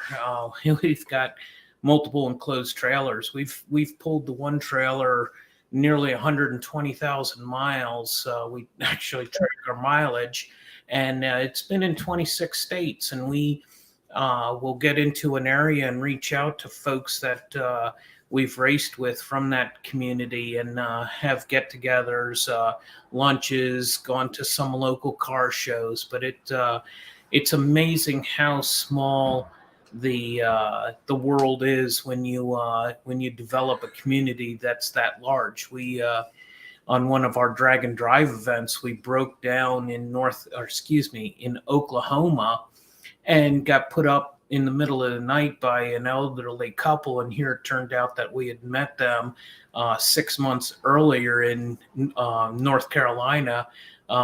They were at the Maxton Mile, and thought our car was the neatest car. He remembered me, and I didn't realize who he was until I found out that his son was actually, I was a big fan of his son and his racing endeavors. So you find out very quickly how small the world is, and getting involved with the grassroots gets you in contact with a lot of people throughout the country. Yeah, I think that's cars in general, right? Yep. What a strange mix of people you get, even on like Sloppy. And that's what, it's funny, all those points are what Tom Bailey was bringing up on Cooper's podcast that I Yep. watched, how he said drag and drives. I'm sure those events are the same way. Like a drag and drive is so much fun, more so because everyone's stuck in the trenches, so to say. Yep. So you can have a $750,000 Pro Mod, and you can have a stock Crown Vic, and when you're both on the side of the road changing a tire, everyone's in the same boat. Yep. Some people spent more money to suffer, but that was their choice. Yep. And funny enough, he went on length about some kid that bought like a $800 Crown Vic and did the whole event and was beside himself happy when it would run like 17 O's and stuff. And I always tell people, ask if I would ever do one of those events, and I'm like, Cameron and I have talked about it, in drive his stock Crown Vic and just say hi and go 18-0 and whatever and hang out and not get stressed out, but like get to see everybody, get to see the event, get to participate, but not have transmission fluid in our armpits the entire time, miserable, and not get to any tracks and blow all your money trying to continue on, all that stuff. Cooper goes in and kind of does like a rebuttal where he's like, because Tom's like, everyone will do whatever they can to finish.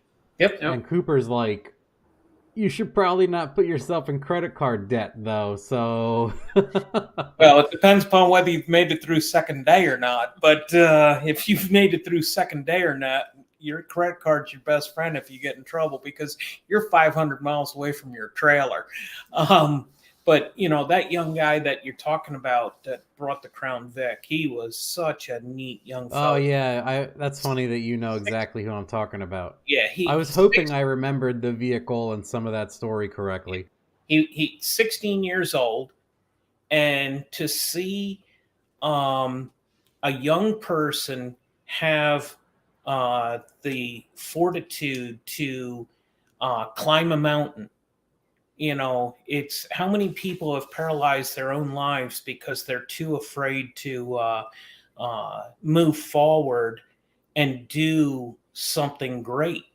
And these events are incredibly satisfying to get through and ultimately complete. I remember the first time that we actually finished a drag week, because we had failed twice before, and we got to the final track on the night before the last day.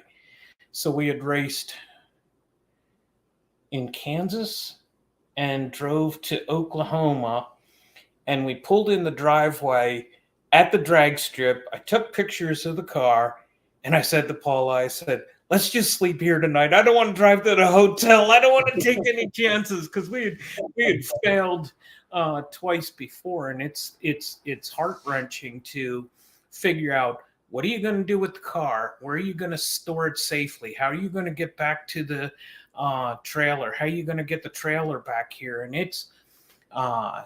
2011, we broke down in Oklahoma and were put up by the Henderson family in the middle of Oklahoma, Kingfisher, Oklahoma.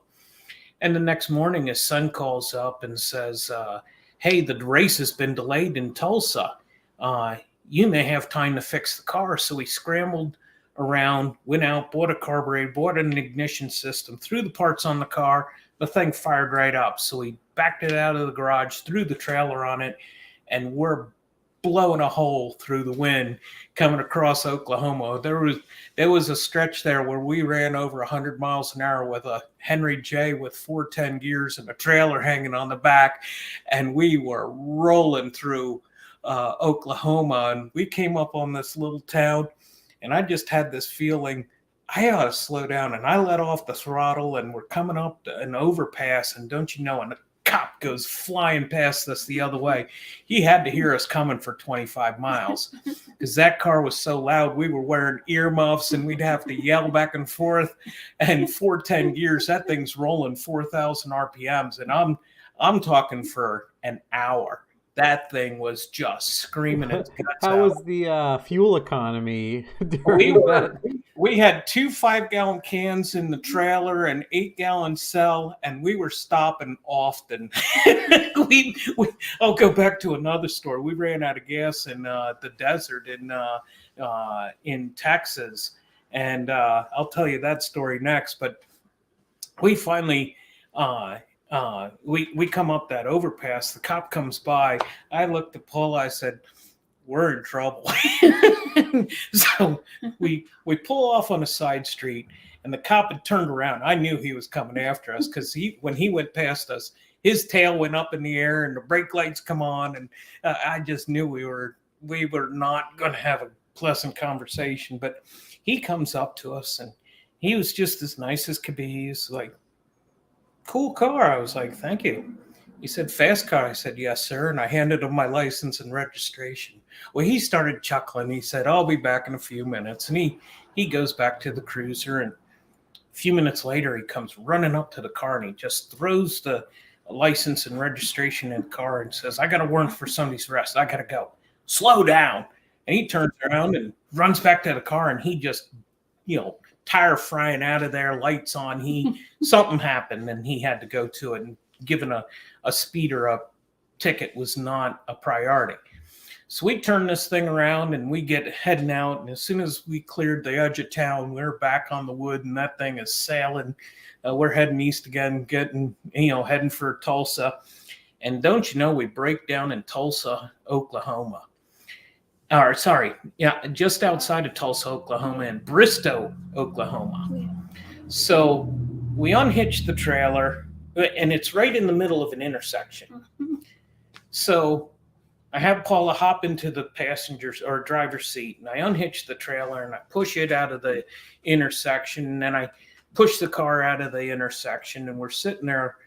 And now we've gotten to the point where it's so late in the day, we have to be in the staging lanes by 2:45 or we're out. And we had been pushing it hard because we were in first place for 4 days in the first year that they had gassers at Drag Week. And we were still in first place, even though we had a poor run down in Amarillo, Texas. The altitude's so high there that we only ran our worst pass. It was like a 12:0 or something like that. And, but it was still statistically good enough that the average had us in first place. But long story short, we called them up, and they told us what was going on. And they just wanted to make sure that we were safe, and that they wanted us to check in with them. So while we're sitting there looking around, there was this barn type business there, and I told Paula, I said, I got a good feeling about this. I go down there to the shop owner, and I said, can I talk to the owner? And they pointed me to the individual. He's at his desk, and I introduced myself, told him what was going on, and his head drops, and he just starts shaking his head, and I'm thinking the worst at this point. He says, I have broken down in more parts in this country than I can count. Here he was a professional rodeo hand, and he had a truck and a trailer, and he traveled all over the country going to different rodeos, and he actually hauled the equipment for the clowns that supported all the rodeos, and he knew exactly what we were going through. And he's like, let's get your car in here. We pushed it behind the haystack that's in the back of the barn and pushed the trailer in. And his only request was to have the car out of there by Friday, because he let some young guys do work in the garage when he had off business hours. They were allowed to utilize his shop. So we jump in his car, or in his truck. He hauls us into Tulsa, and of course we're right there at the track. We missed it by minutes being able to get in there. I would have made a pass with the trailer if they would have let me, just to keep in first place. But we go all the way back to Topeka that night with the rent-a-car, and the next morning we go into the track to get the truck and trailer out of impound. Well, what I had forgotten was that on our way into Topeka, we had picked up a really bad vibration in the trailer. And I looked at Paula and I was like, oh my gosh, we got another flat. Hold on, we're just going in. And I just drove the rest of the way into Topeka's track, and thinking I just had a flat tire. And I was just like, I'm just not changing this now. And we get to Topeka and jump out of the truck, run to the back of the trailer, and all the tires were round. I was like, that's weird. It felt like a flat tire. So, we had gone through in getting the truck into the track, unloaded, ran the car, made a test pass. And as we got ready to load the car up, one of our competitors who was pitted beside us, he said, all the lug nuts except for one are broke off on your back tire on your trailer. I was like, what? And sure enough, one lug was holding the tire on. So we pulled the trailer into impound. We unhitched the trailer. Paula ran the truck into local O'Reilly's. Yeah. Bought all the new lugs, brought it back. We threw it into the toolbox, got ready for the next day, left there. And of course, when we left after racing that Monday morning, all the tools are in the trailer behind the Henry J, and it's in Bristow, Oklahoma. So we ended up knocking on camper doors, and finally we're able to find some tools to work on the trailer. And I had some ramps that I always carry in the trailer to be able to pull the trailer up on, so I don't have to jack the axle up if I have a flat. And Calvin and I have had a flat and been able to replace it and be on the road from the time of starting to pull over to pulling away from a flat tire in 9 minutes. And having those ramps just speeds that whole process up. And but we pulled the trailer on the ramp, pulled the whole hub off, beat the lugs out of it with a punch the size of a nail set. My fingers hurt so bad I wanted to wince every time I swung the hammer, but got the whole thing back together, got the tire on, put the rent-a-car into the trailer, hauled it to Tulsa, dropped it off, drove to Bristow, picked up the car, pulled it out from behind the hay barn, shoved it up into the trailer, disassembled the trailer, stood it on end, got it in the trailer. We made it to Cincy that night. The next morning we were home. 8 days later, we're headed to Florida with a whole different car. But,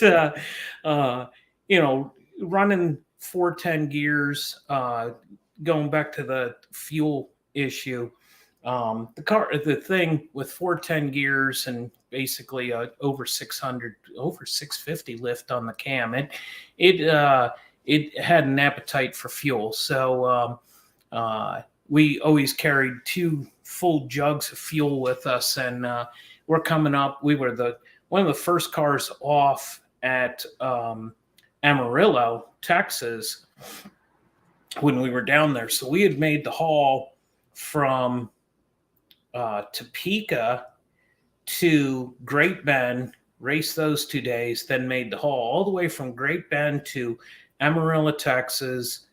And on the way out of Amarillo, Texas, coming up through the desert, we ran out of fuel, and we just drifted off to the side. We'd run out of fuel, 10 times at that point on this whole adventure because 8-gallon fuel cell and 14 gears. So we're sitting there, dumping fuel in the car, and all of a sudden this truck pulls up beside us on the wrong side of the road, and he saw us. We were both startled, and he's like, "Don't mind me. Nobody drives up this road." I said, "Sir, you have 360 cars heading this way right now." And he looks at me like I got, I'm from outer space or something. I said, "Sir, I'm the first car that just left an event, and there's 360 cars behind me that are coming this way right now." And so he thought I was from Mars or something. And we get to talking, and he said, "Well, if you need anything, that's my place over there." And I look over the car, and I was like, "Wow, that's over a mile away." And he's like, "Oh, it's further than that. My driveway is over a mile." And I was like, "Wow." And I looked down the road, and it's like, "Your driveway is a mile away. You got a huge place." And he's like, "Oh, no, I don't." I was like, "You don't have a huge place?" He's like, "Oh, no, I only have about 2,500 acres. And I'm like, being from the Northeast, 2,500 acres, that's like, most of a county, but he's like, "No, I only have about 2,500 acres. I was like, "If that's a small place, what's a big place?" He's like, "Almost everybody around here's got about 9,000 acres. It was absolutely shocking to just every place that you go in this country, you can learn something and be startled by something so out of the ordinary of your own life. And, when you get onto these drag and drive events, they do such an awesome job of coordinating either a path that you have to follow or these stops that you have to make. That year we had gone to a number of stops on Route 66. What an awesome adventure that was. We we drove right down through Dodge City. We literally had to stop as we were crossing the railroad tracks and wait for tumbleweeds to go by. And I had never dreamed that tumbleweeds were real. I always thought that they were something out of a cowboy movie. And sure enough, we're sitting there in September 2011 in Dodge City watching tumbleweeds roll past us so that we could continue going down the road. And, there's just thousands of incredible things that you get to experience when you get to go to these drag and drives. And, to Calvin's point, when you look at some of the videos that the participants share on the cruises out west in the Rocky Mountains and that kind of stuff, it is one of my dreams to get out there and be able to explore that. I want to get to all 50 states. I've made it to 26. I've pulled a trailer through 25 of them. I said 26. So I've pulled a trailer through 25 states already. And, we've got a big year planned ahead of us already. We want to get to Kentucky, Maine, Florida, Georgia, and Missouri are already on our schedule for this year. Yep. That's a lot.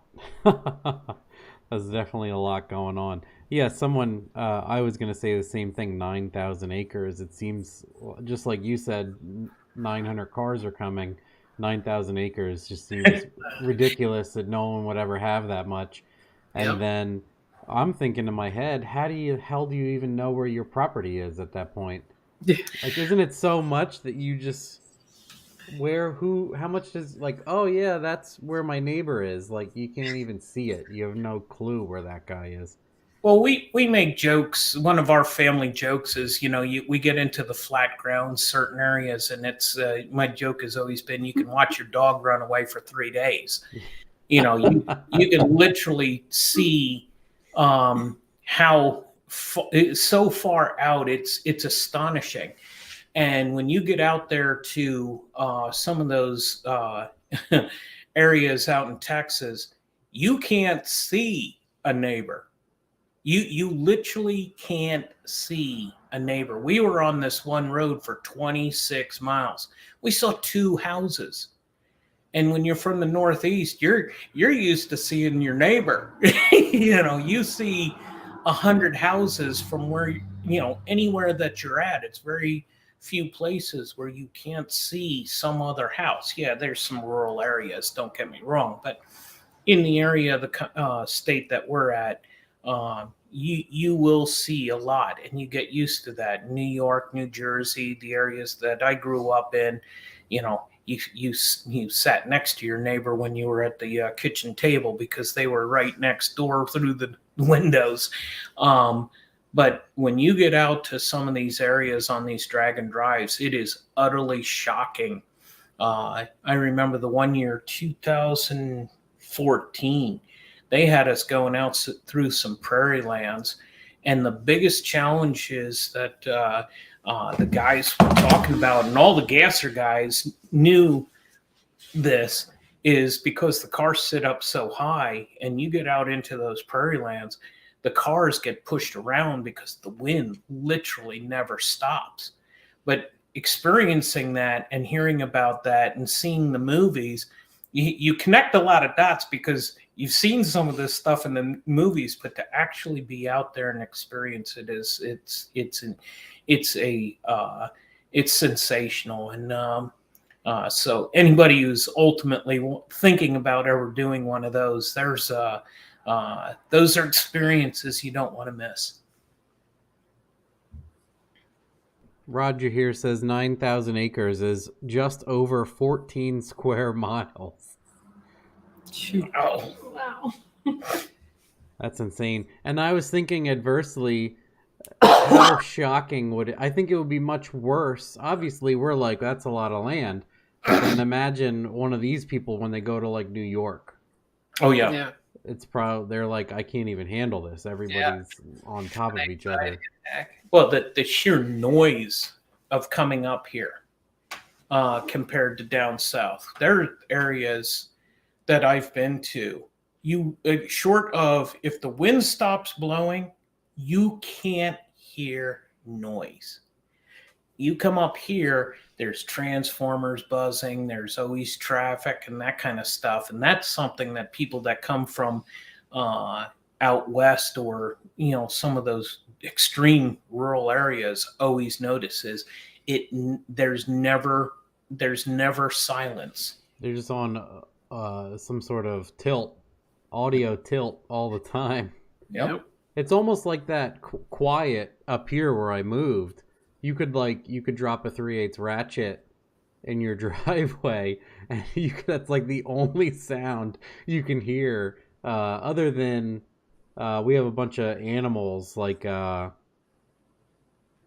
foxes. They sound like a woman screaming in the woods like they're getting murdered. I remember I had to be like, yeah, that's just a fox. It's such a strange noise, but other than that, there really is not any noise up here. Same thing. You can hear, I guess, 33 is close enough that you can hear Jake brakes, like if you're really listening. But yeah, it's why. I mean, I used to live on South 4th Street in Allentown, so this is quite a difference. After we moved up here, actually, my wife was like, didn't like it. She's like, it's so quiet here. I'm uncomfortable. Yep. Yeah. Our oldest son, his first house was on a dead end street, and it took him a little while to get used to how quiet it was because we live on the side of a highway. Oh yeah. Yep. And the casino church. Oh, they're good people. Yeah. Do they do lottery ticket specials in there? Or? No, but they sell chicken once a month. Yeah, they What? do. Yeah. Barbecue chicken. Yeah. That's how they pay for that wild sign. Yeah. Chicken sales. Yeah. What else was I going to bring up? Yes, similarly, I'm at the complete end of a dead end thing, and it's a big area for just 5 houses and with a cul-de-sac, and I'm at the back of this whole thing on the corner up against the woods on 3 corners. Yep. So yeah, same thing. Like we're, side of the mountain, everything up here, but obviously it's not crazy rural, but it's nicely removed.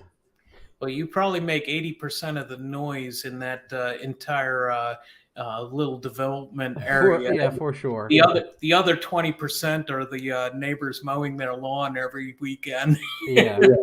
Luckily, every single one of them, I mean, there's only 5 houses here, and all of my neighbors are super cool.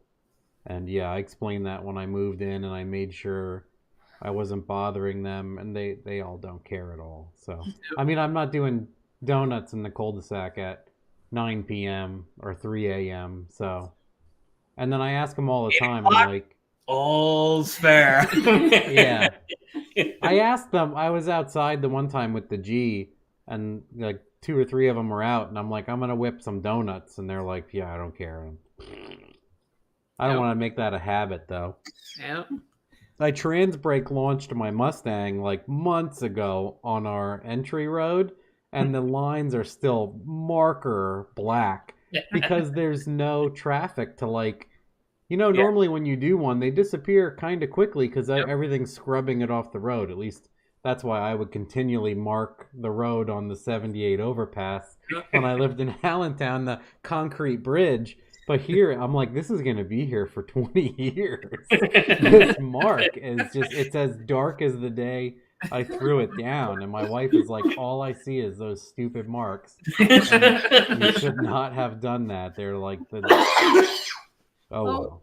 Once in a while, we hear a motorcycle just hauling down the road, going like 100 miles per hour. It'll be the middle of the night.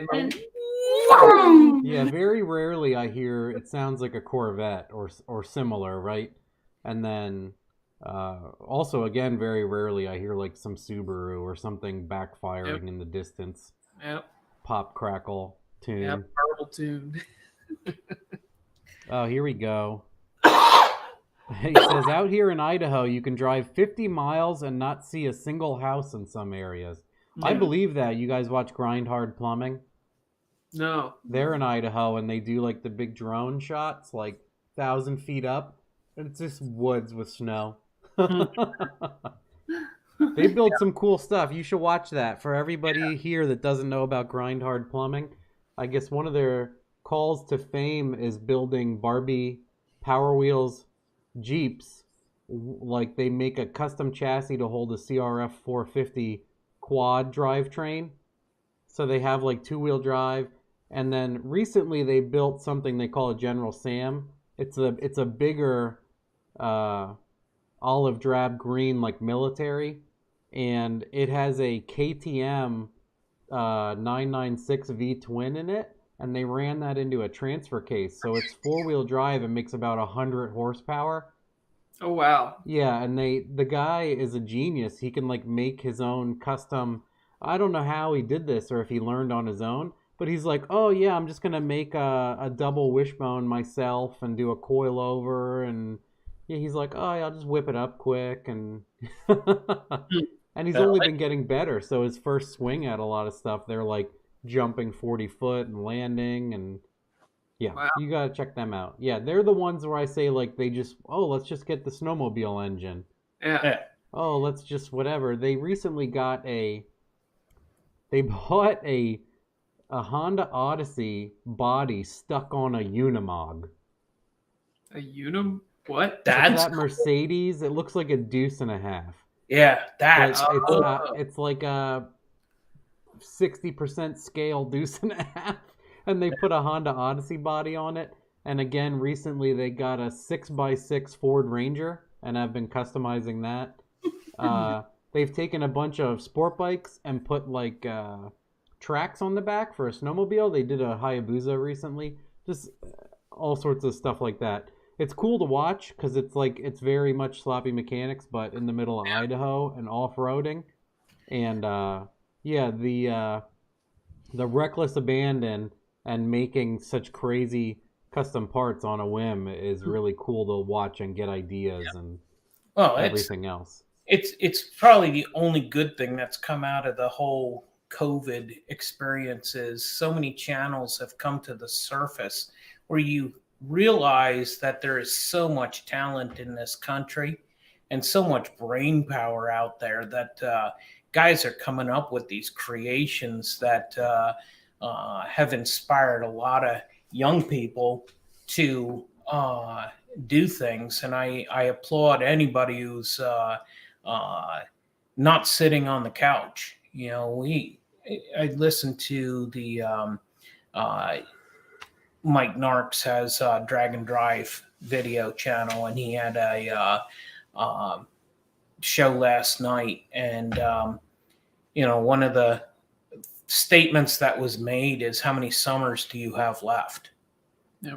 And I was very taken by that, because as that whole thing transpired, there was a lot of conversation about how many of us had lost our fathers recently, and how quickly they were there one day and gone the next. And that's what ultimately led to somebody asking the question, how many summers do you have left? And, as you put your time in at work, put your time in doing your duty to serve your family and all that kind of stuff, it gives you a perspective where you need to reflect upon how much time do you have to put in and go do some of these crazy adventures, from traveling to Florida for the challenge, to heading to the Midwest, all the way to Texas for drag and drive events. And I say all that if there's anybody who's hesitant about wanting to do something very adventurous in their life, get off the couch, do it. Don't let that fear control you. Let the moment of the consequence be handled by that. Don't let the fear of the possibility keep you on the sideline, because none of us know what's next. Anything from the idiots in Russia and what those clowns are doing in the world to your own health could change your reality. So don't miss out on things that you can do. We're busting our tails so that a week from now we're headed to Florida, and we're going to be untested, but we're going down there because this is that moment to get out there and do something that we absolutely love. Yeah, obviously, absolutely. That's everyone I've ever talked to has said something similar along the lines where all the money they spend on traveling, they never regret. Yep. So you can waste it on a lot, and they're like, man, I could have spent it on something else. But the people that have traveled a lot are like, I wouldn't have spent it on anything else. I wouldn't take it back to buy something. Yep. No, we've changed more tires on more trailers in more states than most people have been to. We've had breakdowns. Straight up tires I've changed in my life. Oh my gosh, it's crazy. But if you don't do it, you can't make up for that lost time. You won't be able to make a 9-minute trailer stop, pit stop, NASCAR style. Oh, it was funny. As soon as that tire went, I'll tell that story. Did you have the impact, or were you doing the slap the tire iron? Yeah, we did final tightening with that, but the loosening was done with an electric impact. I felt the vibration in the tire. I looked at Calvin. I was like, we got a flat, and we were pressed for time. We were headed to a race down at Mason-Dixon, which is 73 miles south and west of here. And as soon as we pulled on the 15, no, we were a little bit down 15 when it happened. I looked at him. I said, we got a flat. And without a spoken word, I grabbed one thing. He grabbed another thing. We grabbed, threw it under the tire. We pulled the truck up on the impact. Boom, boom, boom. Off comes the tire. Throw it into the back of the truck. The spare is already out being wheeled on. We throw it on, zip the things up, 4-lug it tight, back the thing off, throw the ramp into the trailer, turn signal on, and we're pulling out into traffic. It was 9 minutes. So I have good ones here. Everyone was probably, I forgot to mute before I hammered my mechanical.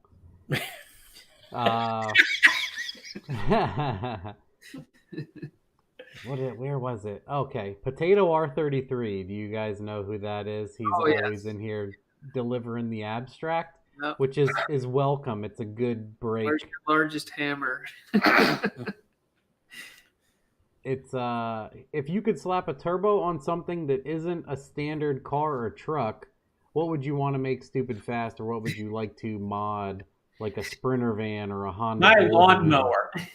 I want Yeah. to be able to mow at 70 miles an hour. I have that one barrel sniper that I'm taking off my Fairmont to LS swap it, and I'm going to try my best to put it on my John Deere. Yeah, and then I will get one of those GT15 turbo. It's all of that is I'm giving it the best college try before I quit and just want my tractor back. But I figure that thing should run all motor very, very nicely. Yep. But yeah, this and then Potato also asked, he yelled at me for ignoring his question, so now we're fired up on him. Yeah. What the hell did he ask? It was something about what do you do if you get burnt out with a what happens when you get burnt out on cars or sick of a project for Calvin? I mean, that doesn't really happen a whole lot. Do you just go to, when one bothers you, you just work on another you have on your plate? That's what I do. I mean, basically, whenever I'm working on a project, like, you would think I'm an insane person, because it's like I go like do a little bit on this thing, then a little bit on that. Well, that stops you from getting worn out. Yeah. Yeah. So I'll be similar. If one's pissing me off, I'll just make it sit in the corner a while. And even if I don't have projects to work on, we have 17 vehicles I can do what I call fleet maintenance on. Everything needs an oil change, tires checked, plugged, coolant leak. I think you guys have a lot of cars. Yeah, I mean, the Volvo, I was like, I worked on the throttle linkage, then I worked on the wiring inside of the car, then I worked on the, something else in the front of the, back of the car, front of the car. It's bouncing, do a little more wiring. It's just, I don't know. It just, it's how my brain works. It's like I see something and I'm like, oh, I got to go do that. It's one of the biggest things that we are able to do is if we run into an obstacle, and the biggest one of late, everybody's dealing with this, is part availability. Mm-hmm. By having multiple garage spaces, we're able to move over to the next project until the part comes in. And fortunately, that one helps you keep from getting burned out, because disappointment in a project will lead to that fire being extinguished. But ultimately, being able to move sideways onto the next project and then come back as soon as the part's available helps you stay fresh, because you work on something new and you're not burdened by your only available space has got the car that's disassembled in it. Yeah, so very similarly, if you're not terrible and don't finish multiple projects and don't take apart many and get depressed that so many are apart, we have the same system there where you can move it or you can quit on it or it's not in the way or whatever. The only supply chain thing that has suffered no problems is dinosaurs. That's why I wanted to bring that up. There's plenty of dinosaurs, guys. I find them all the time. Well, Calvin gets his ability to work on one thing and then get tired of that and work on another from this guy over here, because he has, he gets so far in a car and he's like, I just can't do anymore. I don't know what to do next. So he calls me and Calvin and my other son Cameron. He's like, come on, guys, get out here. We're pushing this car out of here. Yeah. We're moving this car to here. We're moving this car to here. And most of them don't have engines. So, it's all push. Yeah. So we need my Kia and the Festiva and my tractor are the tow vehicles. Yep. Yeah, you gotta have one to move the others. Oh, and this guy's cool. I inherited this one the other day. It's a rubber ducky Ninja. Oh my goodness. It's incredible. He said, I said I liked it, and he said it's mine. He put it there. Oh, Nice. what was the thing, again, here goes my brain. There was something I was gonna ask about all that. Getting burnout on projects. Yes, About yes. What I like to, oh, what's up? Had the sloppiest repair you've ever done that get Yeah, by. we gotta do that. I just Oh wanted my to add, I was a teenager and I had a 54 Chevy and I broke the throttle linkage off and I'm back in the farmlands and I ended up finding some garbage on the side of the road and I fixed the throttle linkage, got it working. That stayed on there for 2 years before I actually fixed it properly. And I'm talking like a rubber band and a little piece of metal. And I used the rubber band to hold this piece of metal that I wedged through the hole that kept it on the side of the throttle arm. 1954 Chevys, it made 115 horsepower. It's not like you had to really worry about, how fast the throttle came back, because if you let off, and had to stand on the brakes, it wouldn't power through the brakes. But that was on there for probably 2 years. That question caught me funny. oh, I was gonna say, another thing I do when cars bother me is I have a bunch of hobbies, and I'll just move on to that as, I said it to Ryan Blasser and people before, but like as a, exercise my brain on something else. Like, just forget about that annoying stuff. So I've taken up for like wiring and other stuff. So I always have something going on usually where I can just sit and crimp some wires then for a while. Yep. Or similar, like I've built a bunch of quadcopters, like racing drones. Okay. I'll bust those out and then crash them into the ground and at 100 miles an hour. Stuff like that. So spread out what you've destroyed for a while, Yeah. and then go back around to fixing them in a row. And I think Potato asked another good one. This is a good one.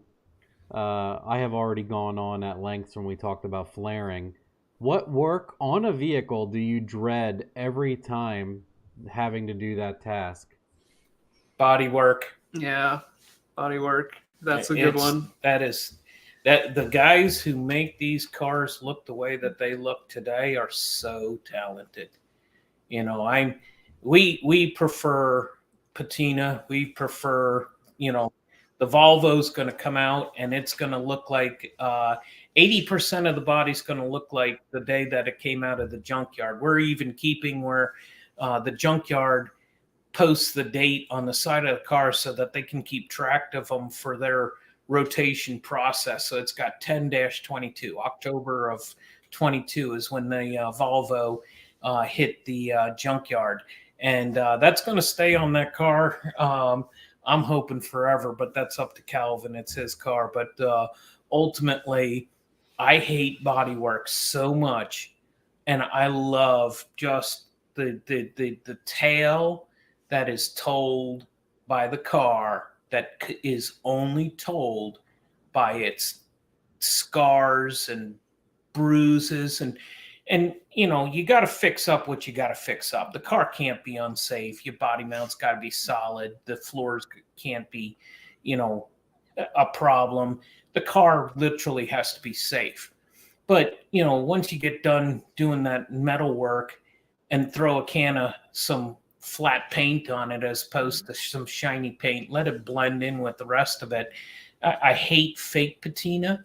That's nothing more silly than these guys, in my opinion. No offense to anybody who does this themselves, but the honesty of the story that the car tells you when you look at it, and I'll steal maybe a little bit of Calvin's thunder on his Studebaker. There's a drip of paint that dried on the door.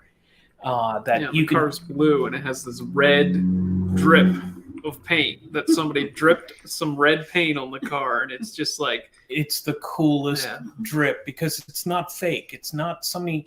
You can tell that somebody must have been putting something on a shelf and it just dripped and he didn't notice it on the car. Yeah. You know, if a panel gets replaced over the years and it's a different color than the adjacent panel, I just think that's the coolest thing, because I remember as a kid, cars were so hard to come by because everything rusted out, and keeping the cars maintained was a big deal, and all these different kinds of plastics and ways to patch panels, and the J.C. Whitney panels that guys would install. It's this day and age of everything being available online is crazy, but I love the raw honesty of a car that's not been touched and just hate bodywork, period. So Yep. that's my a 2-word answer turns into a 10-paragraph, 15 sentence reply. Yep. That's fine. That's a story of my life. So I've done it much worse than you have. Don't feel bad. My buddy Ryan Blasser said when I explained it to him, it's a mental health project. Yep. It's just something to like unload all of that frustration. Yep. But you know, so yeah. I hate bleeding the brakes. Yeah. Yeah, well, that's what brakes in general. Pieces of the brakes, brake drums, brake lines, flaring lines, bleeding brakes, the feel of brake fluid, the entire process. I'll do all sorts of stuff, but I would pay somebody to just come here and do brake lines and bleed it, and I have a good brake pedal. Yep. Mhm. I just do it all, start to finish. I don't even want to know. That's how much that I will do the engine swap. I will wire the car front to back. I'll do all of that, and I would rather pay somebody to just finish the brakes. Yep. Oh yeah, they're saying one guy here says he is a body guy, and doing it at home is miserable, but doing it at work is enjoyable simply because of the supplies, dedicated paint areas, and just the lights out the wazoo. He said make it much easier. Well, guys who are talented, they are truly gifted, and we are very fortunate that one of our friends is an older mechanic and currently runs his own body shop, and his level of talent is just tremendous. When I first did the hood on the Fiat, I spent 20 plus hours building that hood, getting all the body work done to it. And I show it to him, and he looks at it and he's like, yeah, I'll touch it up a little bit, finish it up. And I thought, I did a pretty good job. He slicked that thing up and handed it back to me, and you couldn't even tell how much of you could only tell that I was a barbarian, because he handed me back a work of art. And having the right supplies, having the right tools, having the right patience level, I admire the work that's done in their skill set to be able to do it. I don't have the patience or the talent or the desire to ultimately do what those artists do. Yeah, I always say to people, I know who I am, and I know that I am a hammer. I don't, the art, nope. Like, I can draw a stick figure, like my kid can probably do a better job. Give him a year or two, and I know he'll do better. But yeah, I make no reservations of who I am. I'm totally a hammer. Yep. At least I know, because like making the website pretty, can't. Making a design, no, none of it. That's why I don't even have an intro or the fancy stuff that people do on YouTube videos. I have nothing. Like, I'm just like, no one needs to look at it anyway. And anybody that wants to watch this doesn't care about that. Yep. Anyway, it's funny to me, like people like Dane Thompson has like beautiful text and sound effects and stuff. And I'm like, man, like I still probably, if this grows to something much larger, I think it'll be hilarious that I don't have some stupid catchphrase and I don't yell "What's up, guy?" Yeah. none of the usuals Hell got yeah, me there. brother. Yeah, hell yeah, brother. But lately I have been closing out some of them with the, thanks for watching. Do it for Dale. We'll freaking see you later. Like, I'll just copy him. Yep. Potato goes, I'm not a hammer. I'm a sawzall. Yep. All right, what else? Someone else had a good question. This is a funny one. I'm glad I found it right away. He goes, I bought a second non-running 80s car to distract me from my non-running 80s car. There you go. And then people had asked, they want to hear Paula's drag strip fun and stories and racing summary and all of that stuff. I know that you had your own truck. Yep. Last year? Yes. 2 years. Last summer. Yep. We built her a 66 Ford F100. Yeah. In So what? 2021 we got a Yeah, we went. 2021 we got a Ford F100 from South Carolina. Aiken, South Carolina. Yep. We went down with a buddy and his son, and brought home his son's truck, and we saw a truck that was sitting right beside it, which I just loved. So I was in trouble. eventually, Guy wanted $5,000 for it, and I look at her eyeing this truck up, and I was like, ooh, I better get the old negotiating pants on because this girl just fell in love with that truck. This has to happen now, so what can I do? I was in such a bind that the owner was watching her and he saw me sweat. So what did you ask him later? What were his thoughts? Or I can get some money, or I better help? No, he we arm wrestled over the price, and basically, he had a price that he didn't want to really go below. I had a price I didn't want to go above, and we on a handshake met right in the middle. It just he saw her love for it. He saw my sweat, and he knew that I needed to be wise with the dollars, and it was going to take a lot to bring it back. And we put a tremendous effort into getting that thing put together. So she it had no bed floor. The bed floor was totally gone. Yeah, it was rotted out. So we got a new bed floor from SS Chassis Works in North Carolina, I believe. Yeah, North Carolina.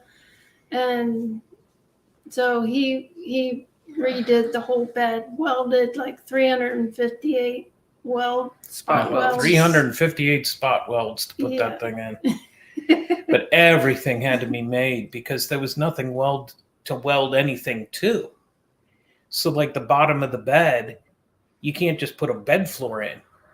You got to build the back panel. You got to build the cross member. You got to build the lip for everything to set on.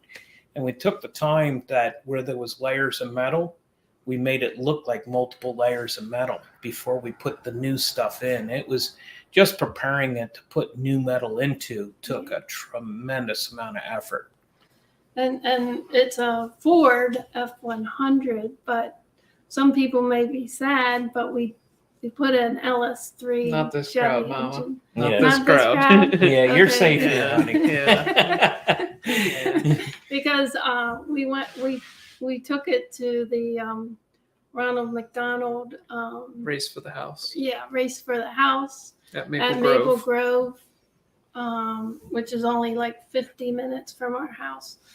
So when I was up, what is it called?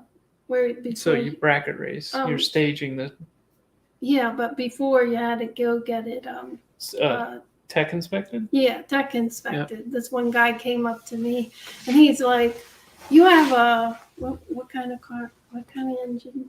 He asked if you had a Y block in it or an FE. An FE. Yeah. An FE. Sorry, don't know all this lingo. But he asked if I had an FE in it. I'm like, no, I'm sorry, but I put an LS3 engine in it. He was like, no. So Yeah. But LS3 with what kind of transmission? LS3 with a 4L80. Yep. Yeah, Calvin had explained that to me. Yep. Which is how I learn stuff, because Yep. he's usually teaching me stuff, or Yep. he is. And Terminator I get X. some of it, but not all of it. Yep. So then We took it to the race for the house, and you entered it in the bracket race. Yeah, How'd you do there? well, I got to the finals. Yep. So And- there was a 14-car field, and her very first time bracket racing ever, Yeah. and she made it to the finals. The funny story about that is I was also in the same class as her, racing my station wagon, Yeah. and I beat a BMW in the first round, and didn't even know I won. I was literally just there trying to make test passes with my car. Like, I wasn't trying to cut a light. Like, I was just like, I don't know, I'm trying to figure out an issue, and I want to support this event, and I really don't care. And turns out I won the first round. I didn't even know. And this BMW, they allow you to donate an extra $50 to the charity, and you can buy back in and get into round 2. So this BMW bought back in, ended up making it to the finals, and raced Mom and beat her, unfortunately. But but I wasn't focused. I wasn't concentrating. Yeah. When I got up to the line after doing the burnout, I got up to the line and I wasn't Holding the brake down hard enough. And she accidentally because- rolled through the beams. Yeah, it just went roll through. I saw the red light and I was like, oh no. She's not Like, sharing. that's it. She's not sharing the best part. She started to have a following because everybody found out it was her first event, and she makes it through the first round, and then she gets into the second round, and she's blipping the throttle on the top end of the track to keep from breaking out. And people heard this, and then they found out it's her first race, and then she goes to the third round. She goes up against this guy, and womp womp, and the whole rest of the day everybody's walking around going, there's Paula, womp womp. And it was hysterical because there had to be, She had a cheer section then. oh, it was great to see it. Yeah. And So I made it through 4 rounds and then lost in the 5th. Yep. The 5th round. But only because of my stupidity of not. Oh, it's Oh, not no. stupid. It's just It's inexperience. like- It's You your won't first They would've told me time. how to You done were it. nervous. Plenty of us have a world of experience and do dumb shit. So, Yep.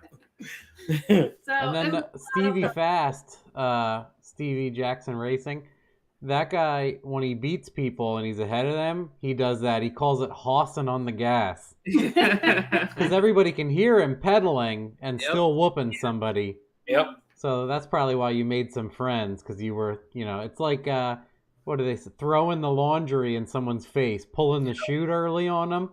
Yep. Yeah. Putting the flasher on. Ooh. Well, that's big old school words. racer stuff, but the throwing the laundry on someone's disrespect. Yep.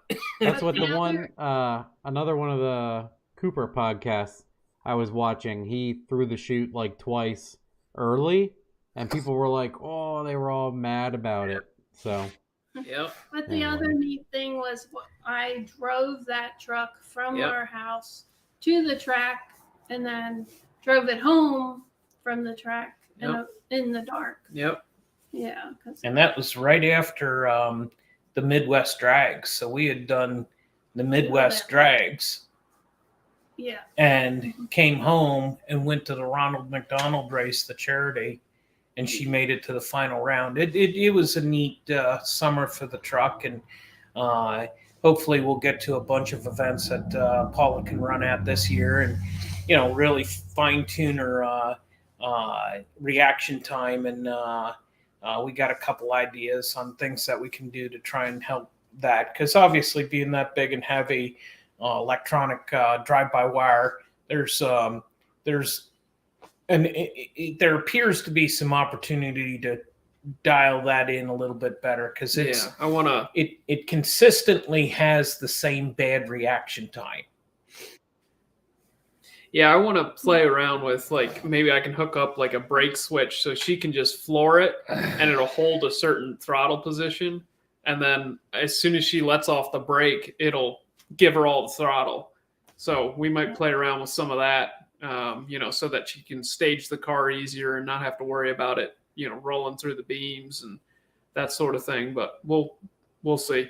It's if you did the sloppy trans brake, there's a delay, but if you get good with the delay, like second amber, you let it go and then it leaves on a good time, because a Terminator, Ryan Blasser did it.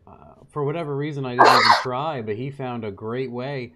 So instead of doing the relay and all that stuff that I would do, you just turn on like manual mode and the two-step, and and it works. But there's a delay on the release, obviously. But that's the only part there that that would be hard to dial in. But yeah, we in the little bit of experience that she's had in racing, it's there's a certain part of it that she's doing real well on, which is the top end. We just got to give her the right tools to do the bottom end and get that package worked out that she can go more rounds again this year. We're scheduled to go to that race. For anybody who's into supporting that charity, it's a very worthwhile event. The Race for Ronald's House, it's a charity. 100% of the funding goes towards supporting those families that are potentially going to be not able to stay with their children when they're in the hospital, and it's through the Philadelphia chapter, and we've supported that event for a few years. It's June 17th. I hope it's appropriate to advertise that event here, Matt, but ultimately that's I have a coworker who summarized his son had a double lung transplant, and they use Ronald McDonald House for somewhere to stay. He's doing well. It was years ago, but still he has to go back for stuff, and they provide housing and stuff like that. So I actually know all about it, and it's definitely okay to talk about them. Yeah, it's there's more families out there struggling than we all know, and those of us who've not had to deal with things can not appreciate how difficult it is, and those of us who have felt a heartache that is incomprehensible when you're dealing with incredibly difficult physical situations for your family, and this event is very special. I had another one here was pretty good. What is it? Oh, do you have a car that you keep going back to that you sold or regret? He has another, it says buy another, rinse and repeat. Like maybe that's you can't get the original car, so you kind of copied it. I think that's what they're going after. I mean, there's a partial one. I want to build another gasser and keep it, but the last two we sold for the right reasons. The next one is actually more the body that I want. So it's there's a semi connection to that. I've only sold one car that I regret selling, and that was my 68 SS Chevelle. Beautiful car, low mileage car. I would have liked to have held on to that one, but sounded like you had one. I was gonna say we've done quite a few Datsuns. Dad used to pick them up because they were dirt cheap. A couple, like 10 years ago, they used to be worthless. Well, probably more than 10 years ago, probably like 15. But we've done quite a few of them. We used to do V8 powered Beetles. We did 2 of them. So those were definitely go-tos. But we're definitely anything that you can buy cheap. If it's already a rear-wheel drive layout, that's right up our alley. Oh, like Fairmonts. Yep. Yep. Yep. Except Futura taillights. If you know anybody who has a left rear Futura taillight, we want to put the car on the road. No. I had a broken tail light in one of my Fairmonts. None of the other ones ever had, but I had to buy a tail light from Mexico to get one. And it fit, but it was like a different red, it was slightly off, but yeah, I had to spend a pretty good amount of money just to get a tail light one time. Yeah, the Futura, you can pick up a set of taillights for like $500 off eBay, but it's like, ugh. Yeah. Like, that's more than we paid for the car. Like, yeah. There was a good one here. I mean, how is the LS4 DSM doing? Yeah, I saw that comment. It is sitting in the barn, and it is still in thinking about what it's done. If you guys didn't follow that project, we blew 3 engines and 2 transmissions in that whole project. We managed to break the record. It's the quickest front-wheel drive LS-powered vehicle in the world, but it was a painful process to get there, and torque steer is not fun. That's all I got to really say about that.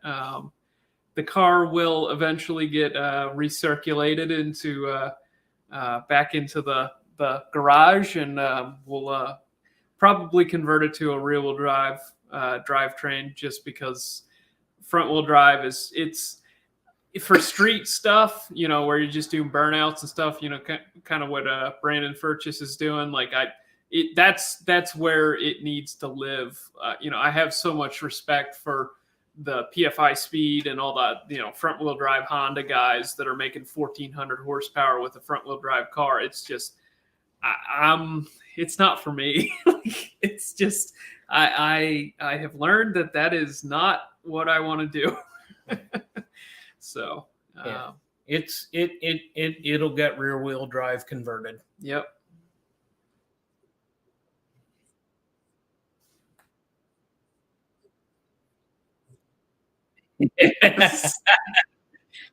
Did the sign go off? Ding, ding. No, it goes all night. It goes all night. Yeah, I don't see it anymore. it's right here. It's right there. Oh, I'm looking I'm looking behind Matt. Ding. Yeah. Sorry. Oh. It's a nice little chart. Yeah. Oh yeah, I'm muted again. Oh, For them, I'm muted, but yeah, I just brought up the casino church. That's why we're pointing to it. Ding, ding. Did you see Ryan Blasser's question about the VVT? So the VVT on the 4200 is only on the exhaust cam. And we found that there hasn't really been a benefit of varying it through the RPM range. It's a little hard to dial in with, with the torque converter, just because it kind of exists in this, 6,000 to 8,000 RPM. It's hard to, see anything below here. As soon as you roll into it, it just, that's where, the meat of your dyno graph is. So it's a little hard to see if the lower RPMs would like a different position, but we haven't really seen any benefit from varying it with the RPM range. What we have seen is as you increase the boost and create more cylinder pressure, it definitely likes a different cam timing. Yep. And, you're optimizing opening that exhaust valve and bleeding down all that pressure in the cylinder, as you're putting more, pressure from combustion and more garbage in there, getting it to bleed that out of the cylinder sooner. We found pretty huge benefits from doing that, reducing parasitic losses and that kind of stuff. With boost, it's very useful. And I actually saw somebody mention about retrofitting intake VVT onto the 4200, similar to like a 4AGE, I think he mentioned. I don't really think that would really be very useful for what we're doing. I think actually the exhaust VVT is actually more useful for the type of racing that we're using. Intake VVT definitely seems to be a function of RPM, but we exist in this pretty narrow range of RPM as it is with a torque converter. It's 2,000 to 3,000 RPMs where this engine is always going to be. So sure, you might be able to get the turbo to spool a little bit faster with intake VVT, but I think the exhaust VVT, just because you're going to see a pretty massive sweep based on what boost level you're at. Just optimizing that cam timing. That I think you'd be better off having an engine that only had exhaust VVT versus intake VVT for the particular form of racing that we're using. So a little bit long-winded, but I hope that answered your question. The converter you're using, is that an XHD or some custom one? It's the same one that the XHD, the 2800 to 3200 stall, I think it's the 60429, the same one that it's actually the same exact one that I had in it in my station wagon when I had the LS. It's funny how, well, I mean, for that power and that weight, it's like a perfect converter. Yep. So you're right there with that power and that weight. So yep. I was like, I'm pretty sure it's just probably the XHD. It's so hard to beat that thing. Yep. Yeah. It's. I mean, we actually we're using one of the slightly looser XHDs in the Volvo because we're going to foot brake it. But yeah, they're hard to beat. We're getting some serious wind up here now. It sounds like my pirate sails are flapping outside. It's hitting the house so hard. Yeah, it finally calmed down around here, so you're getting what we. I'm getting it. Yeah, it traveled. And when you walk outside, it is cold. Yeah, it says it's 10. Yeah, 10. Yeah. We watched it drop from 38 to low, below 15. Yeah, it's 15 right now. Quick. Okay. It happened quick, like 5:30 to 6:30. Yeah. Yeah. Yep. And then the wind, it was like flurrying for a minute, and then as soon as that went away, it went straight to like no. It was like 40-mile-an-hour wind and hurt your face. Yep. And then Sunday it's supposed to be 51 degrees. Yeah, I'm tuning at Maple Grove Auto on Sunday, so I will be loving that 50 degrees. Yeah. Welcome to PA. Yep. Yeah. We had a safety moment at work the other day, and I shared with people that Pennsylvania is one of the states where you can mow your grass and shovel your driveway the same week. Yeah, that's the reason why our roads are destroyed. People don't get that. The 50 during the day melting the water into the asphalt, and 10 at night just blows it up. Frost heaves. And then a snowplow hits the busted portion and blup. Yep. That's why we have so many potholes. Yep. That's why the roads are wrecked.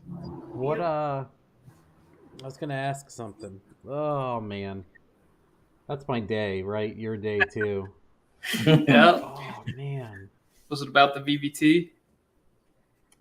I don't know. Guys, what was I gonna ask? Oh, Joe Simpson here. He goes, What did I miss? Please start over.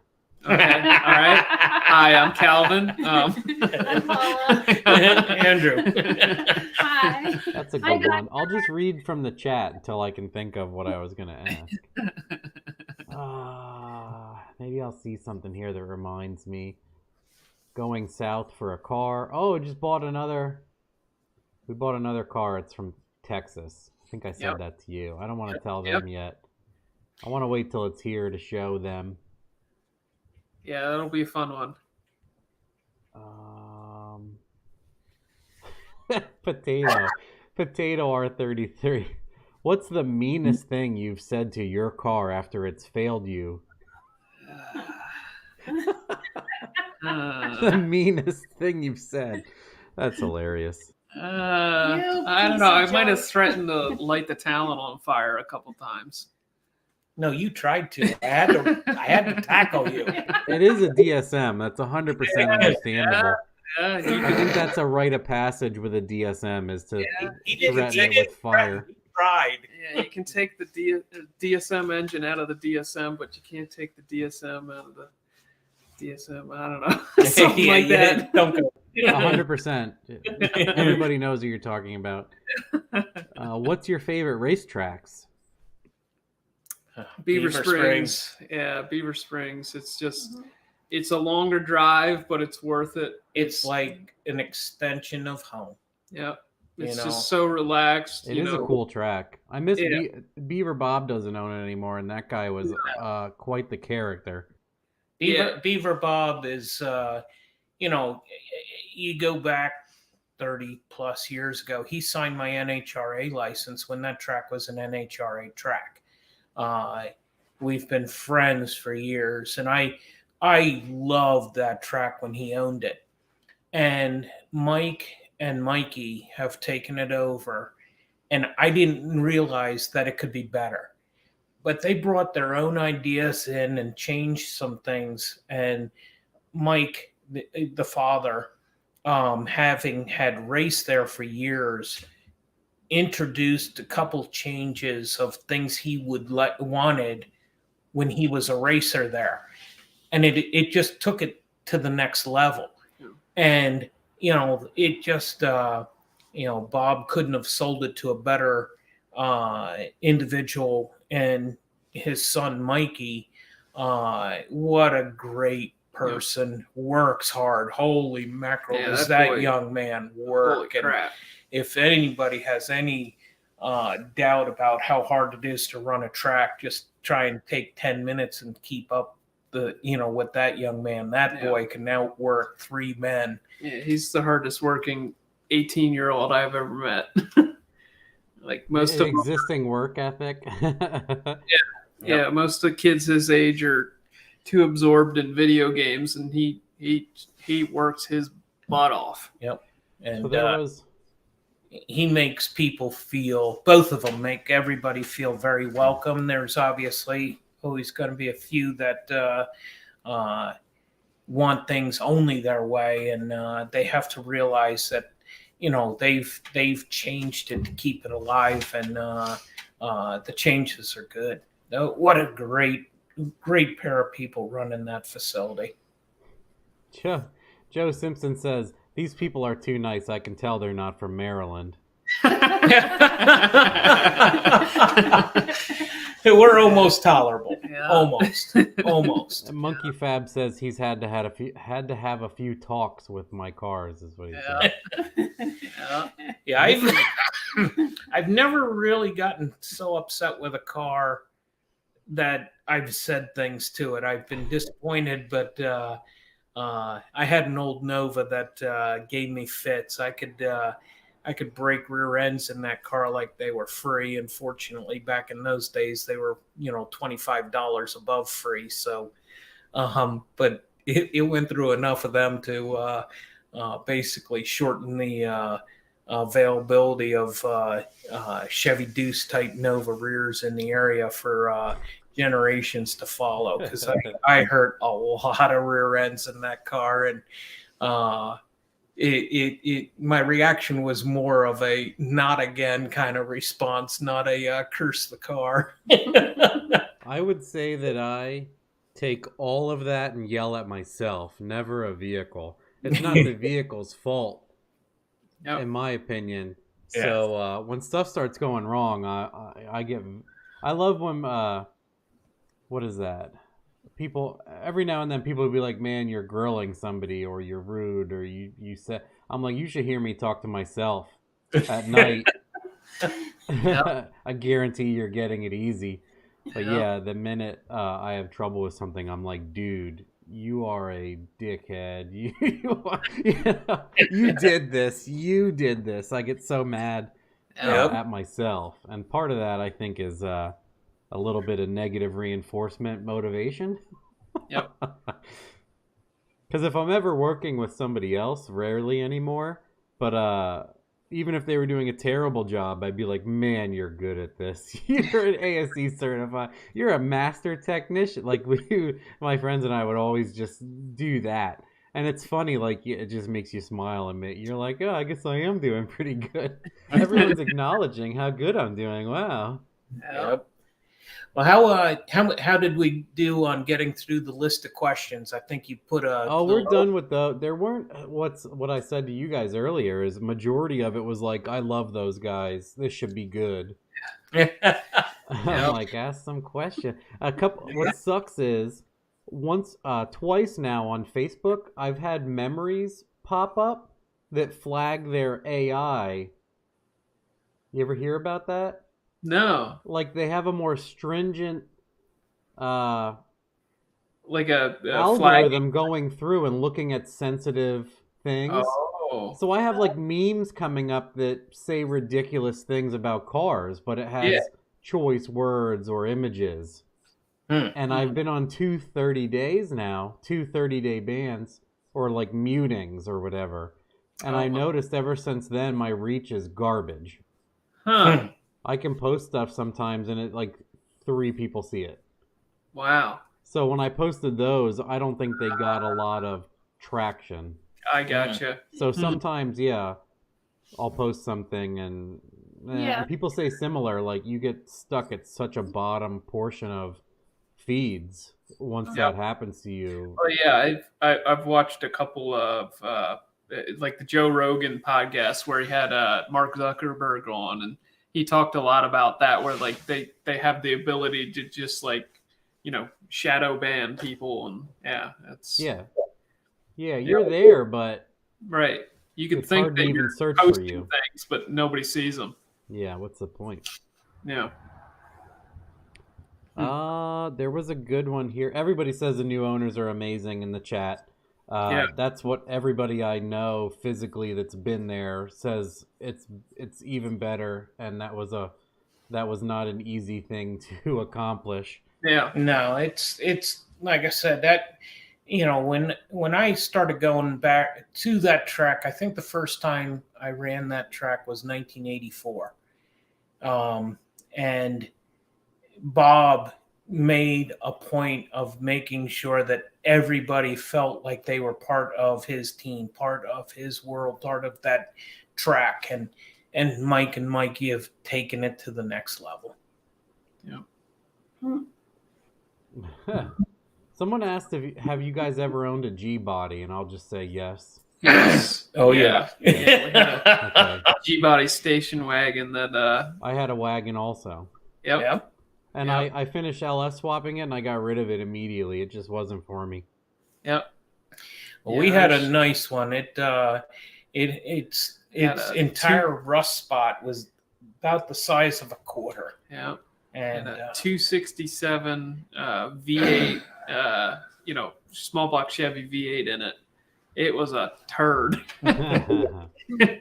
It made 100 horsepower if it was lucky. Oh, come on now. We got that thing to move all right. Yeah. We did that was sort of, we do a modification and then see what happened. Do a modification, see what happens. So, we did like electric fans. And, okay, what is getting rid of that mechanical fan? What is that worth in 0 to 60? And okay, EGR delete, headers, tuning the carburetor, 4-barrel. I think we did a 4-barrel. Yeah, it was where you learned how to tune a carburetor because we changed the metering rods and we went through the process. It was neat because Calvin was just learning about cars at that time.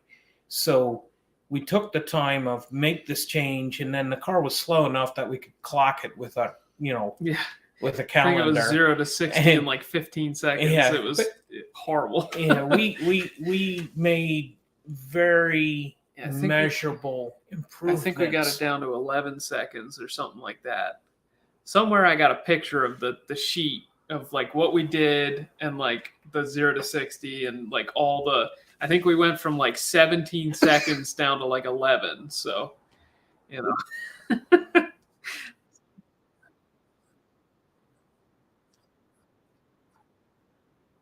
Yeah.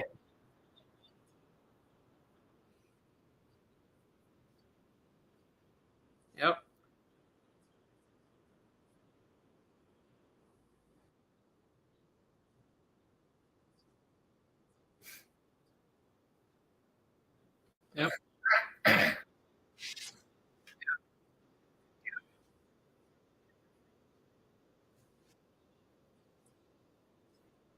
You're muted, Matt. Yep. Where did I start? I'm sorry, guys. I'm sorry. He's muting himself first. I'm muting myself just so, like, yeah, so Okay. people don't hear my. Turbocharger, or Oh yeah, I said Yep. small stuff like that is cool. Small engines are cool. Doing something different's cool. It doesn't always have to be like, if you go 10s, you don't have to go 9s. And like I said to you guys, but going faster but making you miserable is not fun. It wears out your hobby. You can always go backwards and just. I know a guy. He's one of the pavers, and he will get something that is slow, like very slow, like in the high teens, and work his way down. Yep. And that's fun to him, is the Delta. And then he'll get like a GT500 and mess with that. And then he'll go back again and get like a square body Chevy. And then, yeah, he moves all over. And he doesn't want a pro mod. He realizes that's not fun. He drives stuff to the track, he races it, and he goes home. And he changes that vehicle all the time. And that's a big rewarding thing. And I would say the nitrous rental car is funny because we went at 18 on motor, and then it went a mid 14 on spray. And what's funny about that is it actually spun, so it probably would have gone into the 13s, and that might seem like a total waste of time for people, but that was really fun. The funnest cars run 11s. Yeah.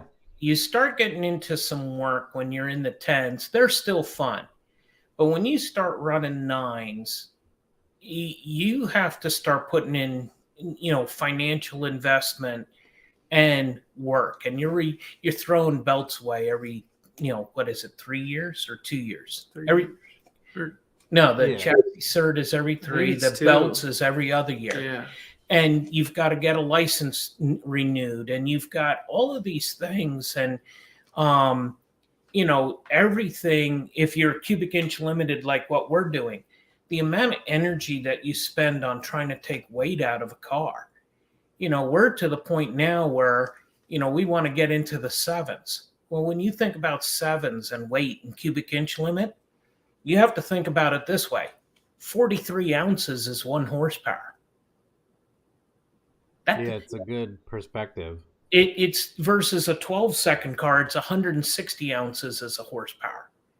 You've got a whole different way of thinking for a slower car because the weight doesn't have the impact. 11s is 114 ounces as a horsepower. You can throw more horsepower and go fast and feel that reward a lot easier than making a new battery bracket for the Volvo and putting 88 holes in it to try and get 10 more ounces out of it. That's why I'm going back to the very simple.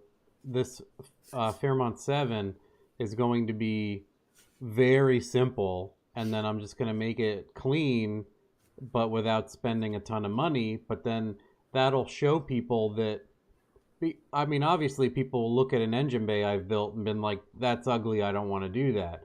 So what I'm going to try to do, like I said, is minimal amount of visual wires, very simple, and go mid 11 very easily, and just show people like, this is how easy and clean it can be for a little bit of effort that you can do. It's kind of like Brett's car, where he took the entire Don't BS Me visual and horsepower knowledge base and just made it his own, clean and reliable. And people are like, wow, that's a nice job. It's essentially the Don't BS Me build, but it doesn't look like hot garbage because he spent that extra 25% on nicer parts and just a set of pistons to raise his compression. And, he did a little bit on everything, and it added up. Yeah. Because he's intelligent. But yeah, again, he did a fantastic job on all of it. But yeah, that Fairmont, I know you don't need a cage. You can actually take it and race it. You can enjoy it more. And then similarly, it'll show people when I spray it is that you can have like that super reliable all motor car, just go to the track and sauce it, and go a mid 9. And people are like, what? And you're like, I have a 5.3 with juice, and they're like, it still doesn't make sense, but thanks for telling me what's in it. Yep. Yeah. No, it's so easy to make power these days, but the trap is that you want to make more power because it's so cool and it's so easy, but then you get caught into the reality of now you own this thing. And if you want to be regular racers or race it frequently, you can run out of all the tracks in the area in less than a summer. And then, you have that challenge of trying to find a new place to run it to prove it out. We have spent a lot of time, making our cars legal, but we're also chasing our own goals, things that are leading to a lot of opportunities. Somebody asked earlier about aftermarket parts for the 4200, and I don't think we ever touched upon that. That was in the first hour that question came up, and I wanted to revisit that because people don't know about like your cam kit and cool stuff like that unless they're watching every video. Yeah. It's incredible to see what's starting to surface in the aftermarket. There's a company in Greece that's looking at connecting rods. There's a company in Italy looking at doing pistons. We just had, you want to show them the piston? We just had, based on meeting Molly at the Midwest Drags, we were able to work with them and look at this work of art that just came in the mail the other day.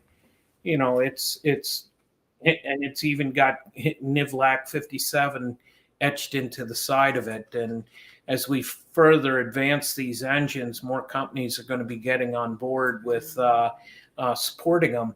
We know of a company that's working on an intake manifold for them, and some folks are starting to. You can't see it. Okay.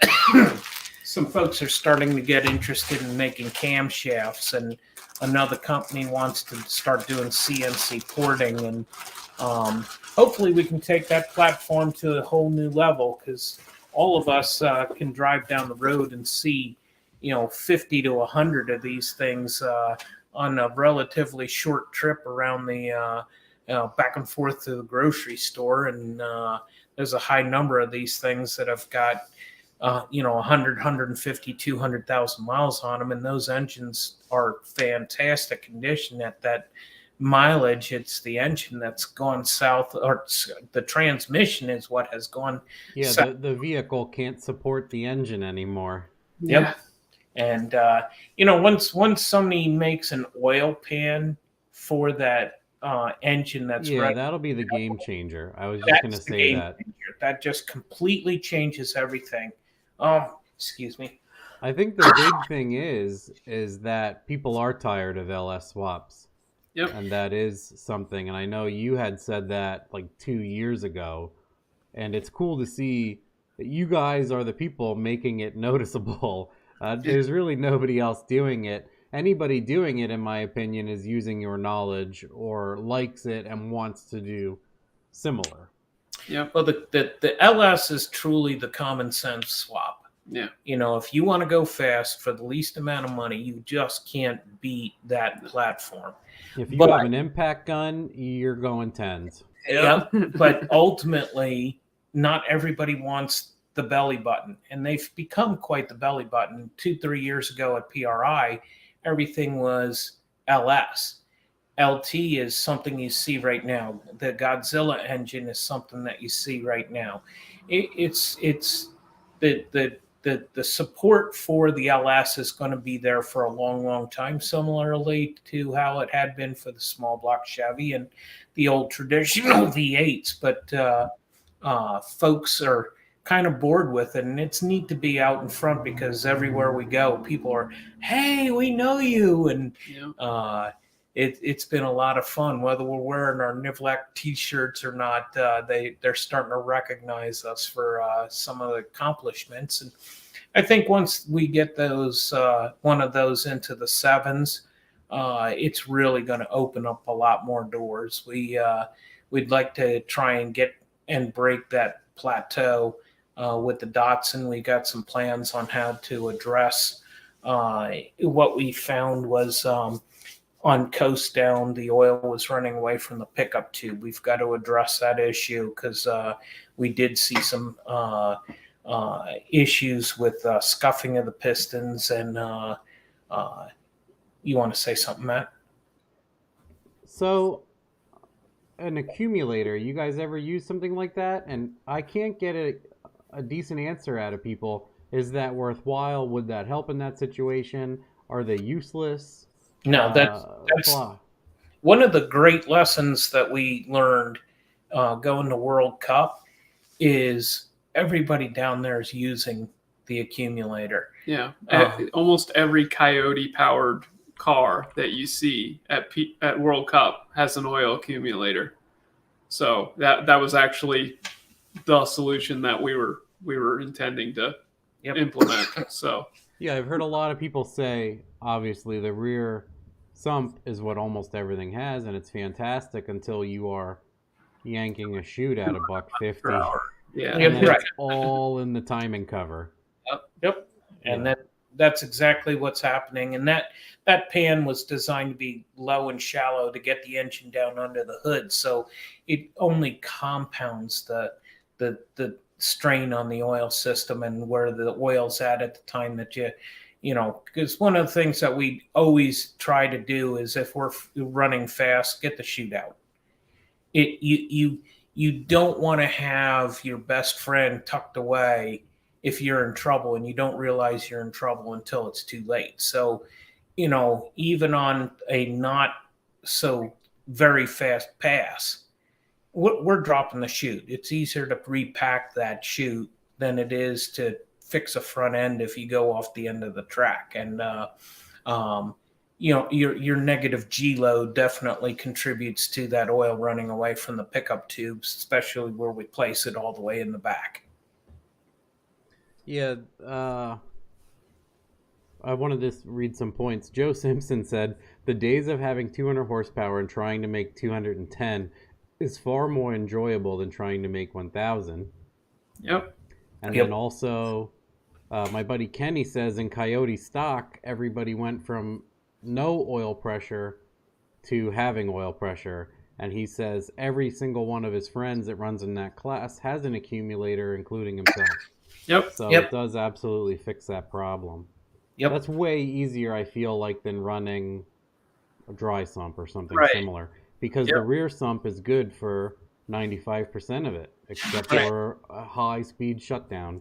Yep. And that's not a long time, relatively. It just needs to hold that up. And then maybe you guys and other people can comment.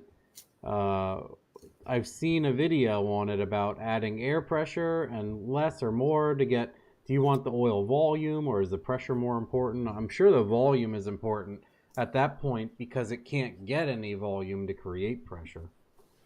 Well, your volume is the only thing that matters if you're not under load. You only need the pressure to keep your wedge in place. And when I say wedge, your oil film in place when you've got enough load that it would ultimately push it out of the way. So at the end of the day, if you're not under power, you don't have that load. So all you need is the volume. What was another one? Oh, this was funny. I thought this was funny. You guys made me go and pull one out of an 06 Envoy for $250. I'm not even sure what I'm going to put it in, but you guys made me need it. You're welcome. Welcome to your new best friend. And then someone had asked, they said, Paula, would you run the truck or anything else in the GRM $2,000 challenge?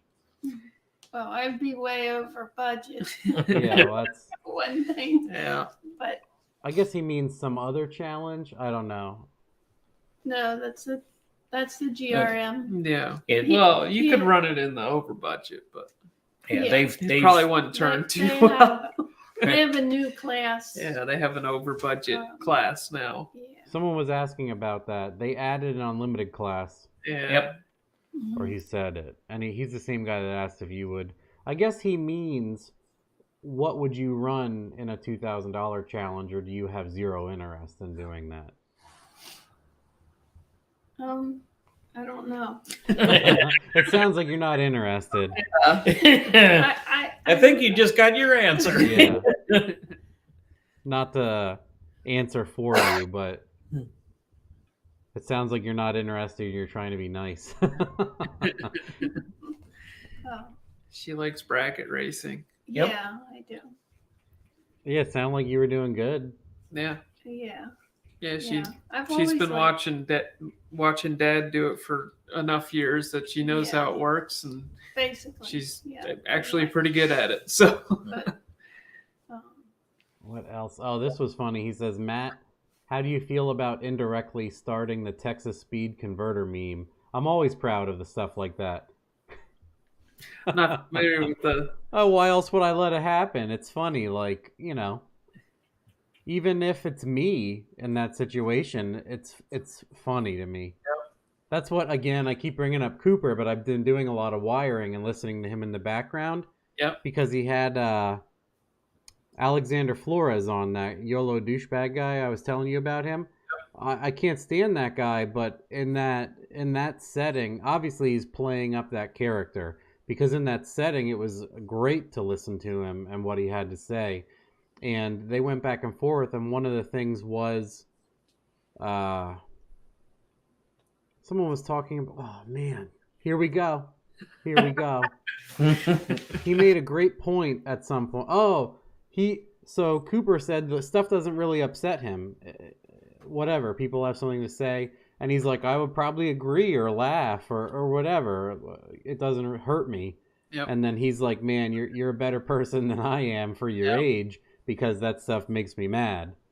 And I thought it was funny, because he's like, well, what if people make pictures or whatever? And I encourage people to make meme photos of me. It's my favorite thing. It honestly is, when someone has one of those, like someone at some point did the distorted face thing with my eyes all the way out. Yeah. And that is my favorite image ever. And you can put it on stuff after I'm dead. I will still laugh.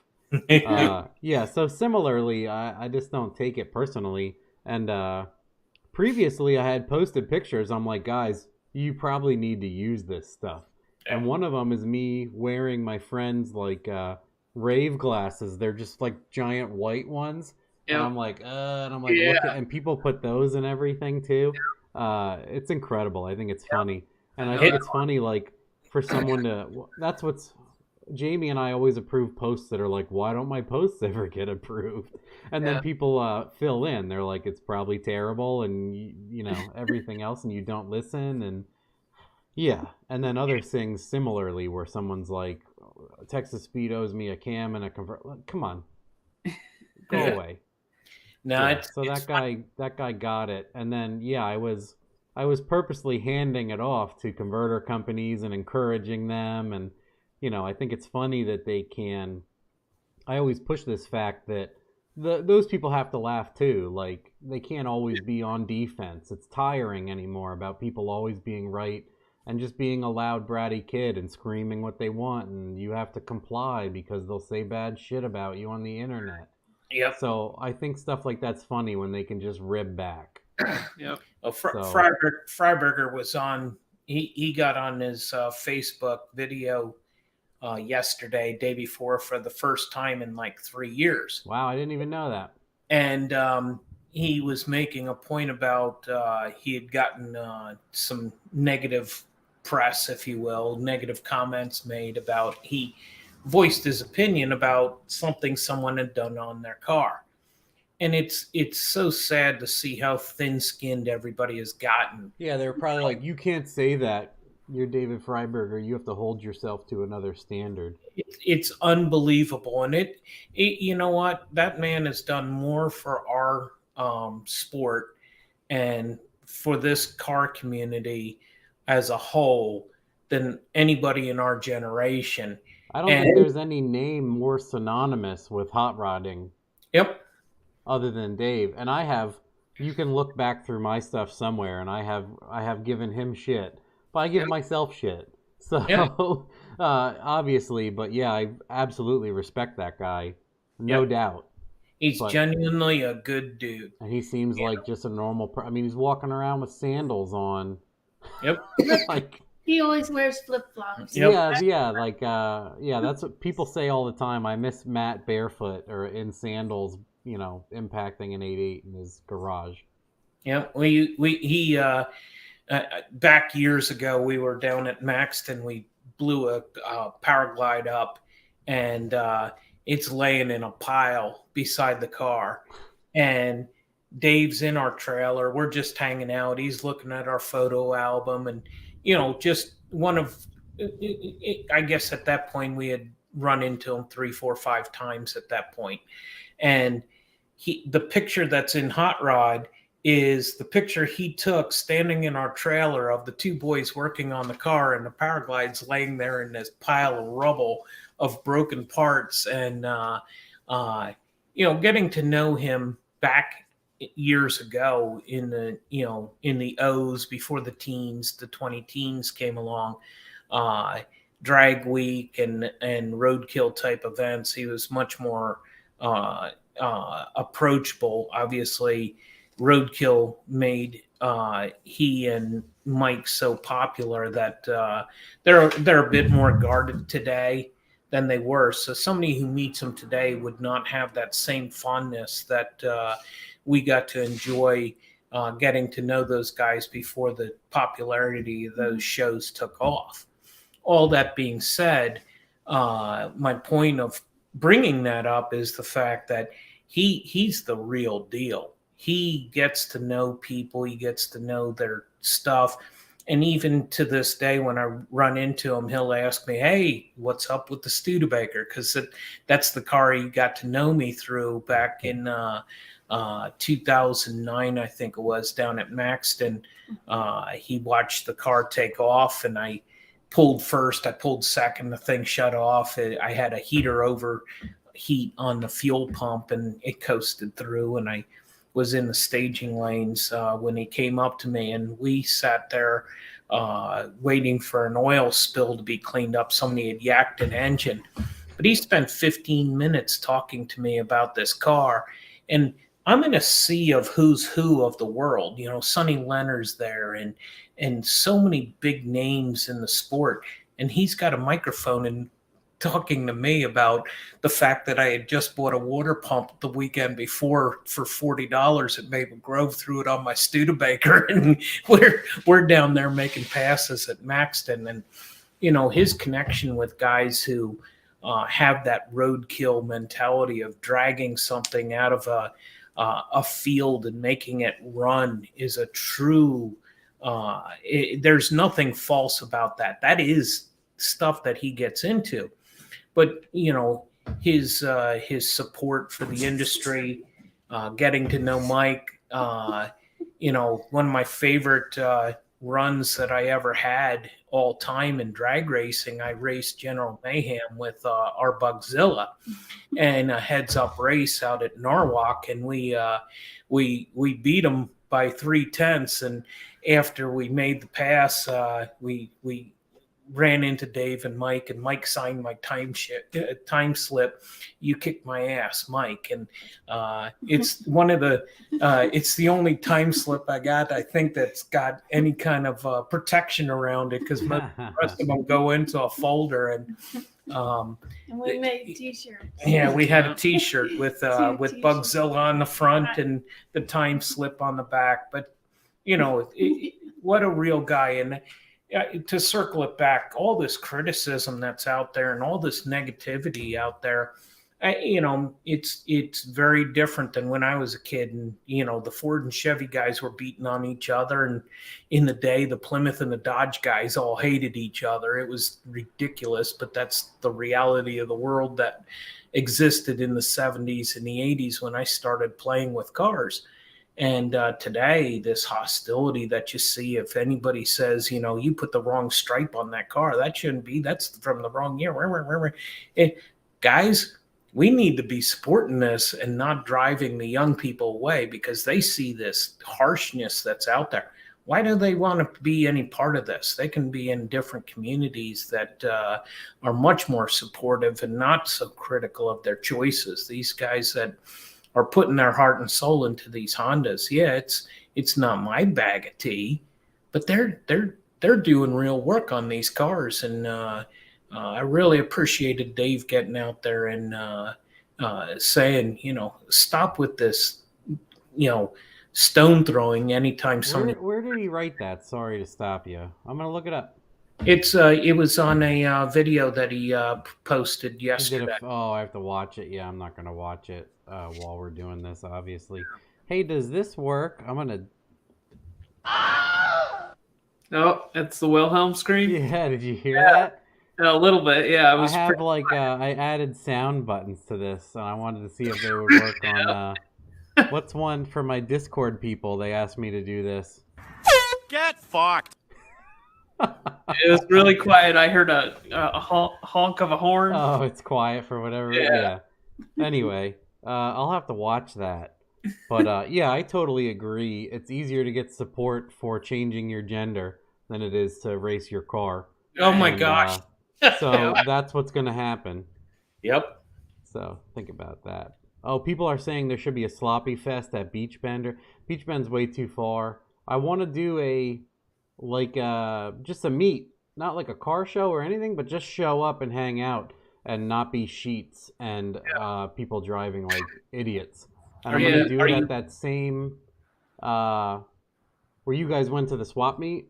That was cool. It's just going to be free and just come and hang out because I've realized every time I do an event or a dyno day or that, I'm working the whole time. Yeah. And like after 15 years of that, I'm tired of it. I just want to people are like, yeah, I got to meet and talk to whoever. And I'm like, cool. Like I was literally working the whole time again. Yep. So yeah, I'd like to go to that same place and just check stuff out. Like, kind of like Wheels of Time or something like that, but not for old heads. Yep. Or at least old heads that want to see turbo cars. And not lots of chrome. Yeah. Anyway, and I think it'd be cool. We even thought about doing like a car show or hand out awards or something. I don't know. Sure. Like the whole thing, make something out of broken pistons or some garbage. Yeah, there you go. Yeah. So I want to do that. That's what I wanted to say to these people asking about there should be like a community thing. Yeah. But I want to do that now. I'm tired of like trying to make an event for everybody. Just, hey, show up here. Yep. And then I think we might do like Wheels of Time and stuff. Not Wheels of Time, but there's nights where you could go to that Macungie Park, and you have to make a donation to get in. So you can't show up for free and be a douchebag.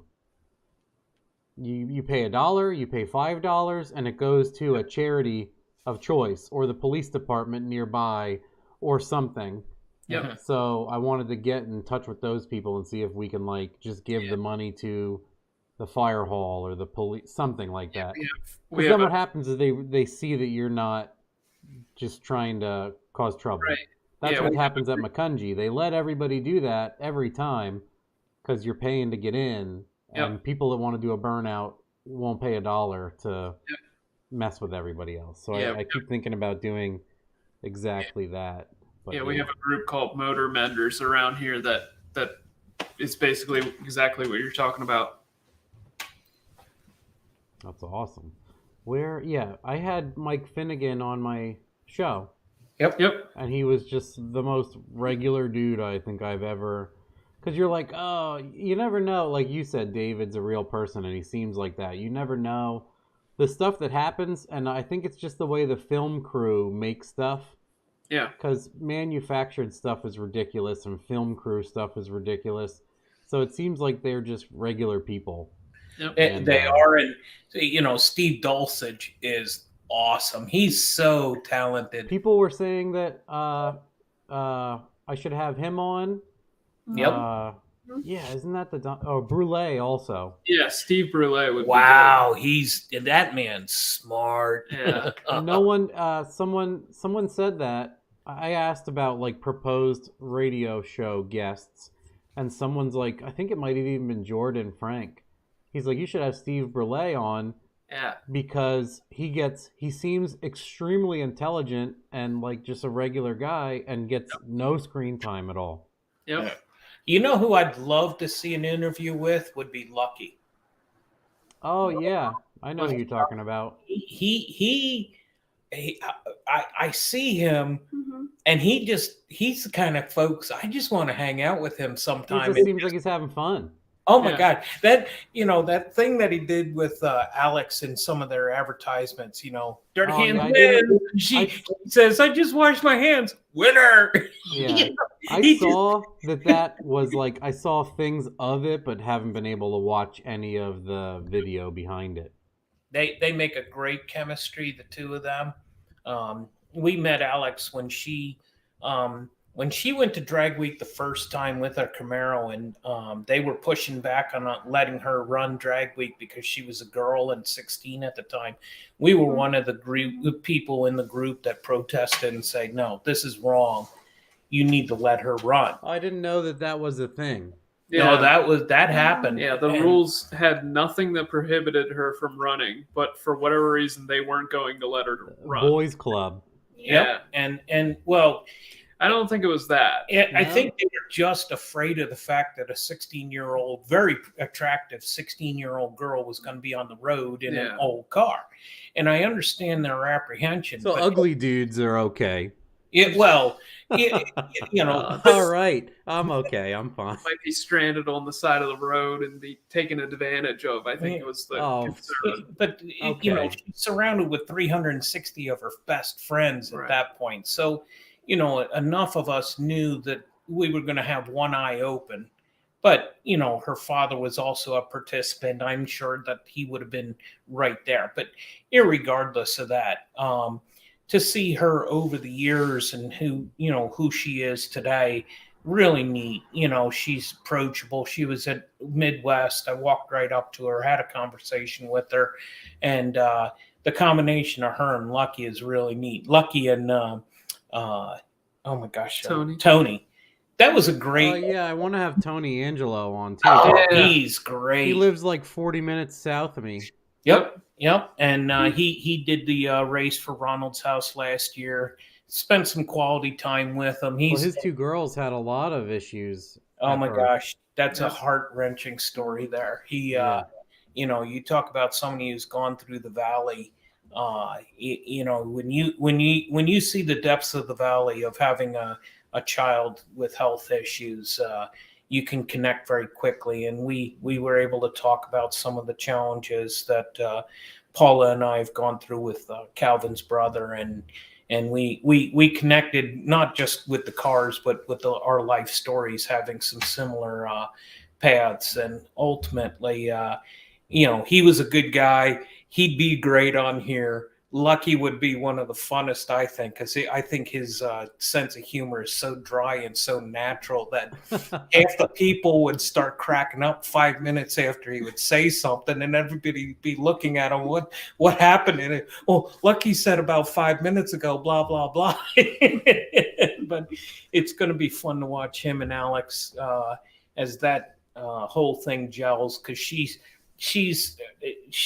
the real deal too. She's got talent. She's not just spinning wrenches in daddy's fancy pants shop. I've actually seen a bunch of that with her, because she's one of the only women you can see on camera actually working on things. Yep, she reminds me a lot of Jessie Combs when she was alive. Oh yeah, she was very real. She there was nothing fake about her. The only queen of hammers to ever exist. Yep. They dubbed her the Queen of Hammers, so that was a big thing. Oh, and I watched on her thing that they even made her like the Marshal of Sturgis or something like that. There's like there's like the head person of Sturgis, and they made her the only woman to ever be. Because same thing, her parents and everybody were like, you can't go there, it's way too dangerous. And then she's like the fucking mayor. So, yeah, it's hilarious, that stuff. Yeah. So, yeah, we actually did a track rental the one year, and man, that was so much work, too. Yeah. That's not the kind of logistics I should be responsible for. Yep. Because, it was definitely, at the flea market, it was like every like 15 seconds you were like, oh, I gotta go. It just I gotta stop these people. I gotta stop these people. Yeah. Yeah, and then where was I going with that? Gone again. I don't even know what I was gone about the last 5 times. I guess I'm gonna go through a little bit more, and we'll ask people for maybe lightning round, because it looks like, where's my broadcast thing? 3 hours and 28 minutes. Yep. I can see Calvin yawning. Yep. Yep. We've been pulling a lot of late nights trying to get the cars done. So I believe it. Yep. So you guys, if you have stuff, we're gonna do lightning round here. Yep. Level Tech Lucky would be awesome. Maybe some people can put me in touch with those people. They suggested so many good people that I'm like, man, I'm gonna have to do something every 3 days if I can get a hold of these people. Yeah, well, if you can get a quarter of them, then I never thought I'd get people like Finnegan or Hank Iros or all those people, and now like Tom Nelson. Yep. He Yeah. like texts me funny shit every now and then, and I'm like, That's what? awesome. Jacob Martinson. Jacob Martinson. I started on gravel, and I remember changing a transmission in a 65 Chevelle. I had to push the snow towards the edge of the car to make enough of a wind shelter, and heated the underside of the car with a drop light that I had run outside. I always had to struggle in that respect, and wasn't until I moved into my own home when I graduated college. I had a little shed out behind the house that is where the boys actually saw me start building a lot of cars there. But prior to that, it was a lot of gravel driveways and friends' garages. And today, we've got 2 barns and 2 garages and a lift and 5 welders, and we've come a long, long way over the years. And I'm glad Calvin's never had to deal with that stuff of the challenges I had when we first moved to where we're at now. The barn was unheated. I had a torpedo heater that I had to aim at myself just to stay warm during the winters. And did you ever do the outside tarp over the car with the bullet heater underneath? Oh, while absolutely. You're working underneath, so so when you're laying in the snow. Oh yeah, that's a good one. Back in the day, before you could buy engine cranes, the local parts store had one engine crane, and if you weren't on the list for and it would be on a list for 3-4 weeks out, you ended up going to the lumber yard and buying 3 2x12s and a piece of pipe, and drilled a hole through the 2x12s, and you made a TP, and you ran the pipe through it, and you hung a come along off of that, and you draped your tarps over it, and you pushed your car in there, and you pulled an engine off of 3 pieces of wood staked into the ground. That's we didn't have the luxuries of the volume of tools that were available. I'm very fortunate that my grandfathers were both mechanics that had tools that they actually used when they were working on ships in World War II that still survive today. And a few of those tools are still getting used. But back when I was a kid, I used them all the time. When we were swinging wrenches in the 70s and the 80s, tools were hard to come by. It wasn't until, oh my gosh, I'm going to say Pearl Harbor Freight came around. Well, it was 81, 82 when the Taiwanese made wrenches became common, and you could pick them up for like $17 for the master set. It was, everything from 1/4 inch to 1 1/4 inch. And, that's when tools started to become more available, but a Craftsman wrench was so hard to afford back then. It's the stigma of Snap-on today was every tool back then, and but yeah, it was some tough times. It in that everybody raced to the same junkyard to get the one available part that would come in. If somebody had something with a 4-barrel that was getting junked, every young kid in town was racing to try and get down there because the availability of aluminum intakes was very hard to come by.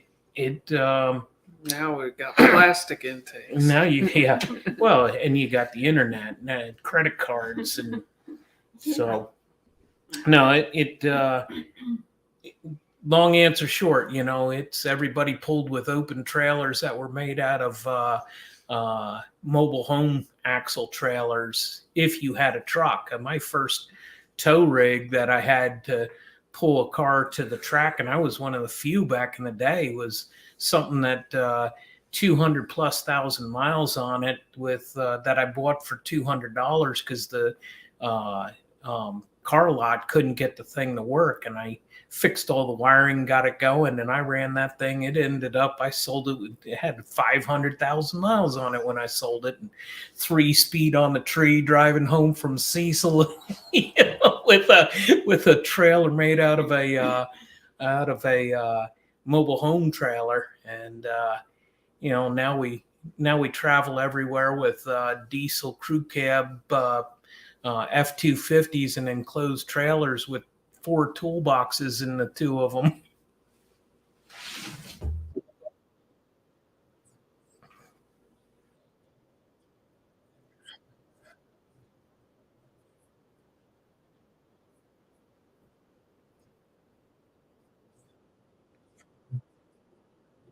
Yep. Yeah, so 2006 and later, that would be your best bet. They made 291 horsepower. I was muted again.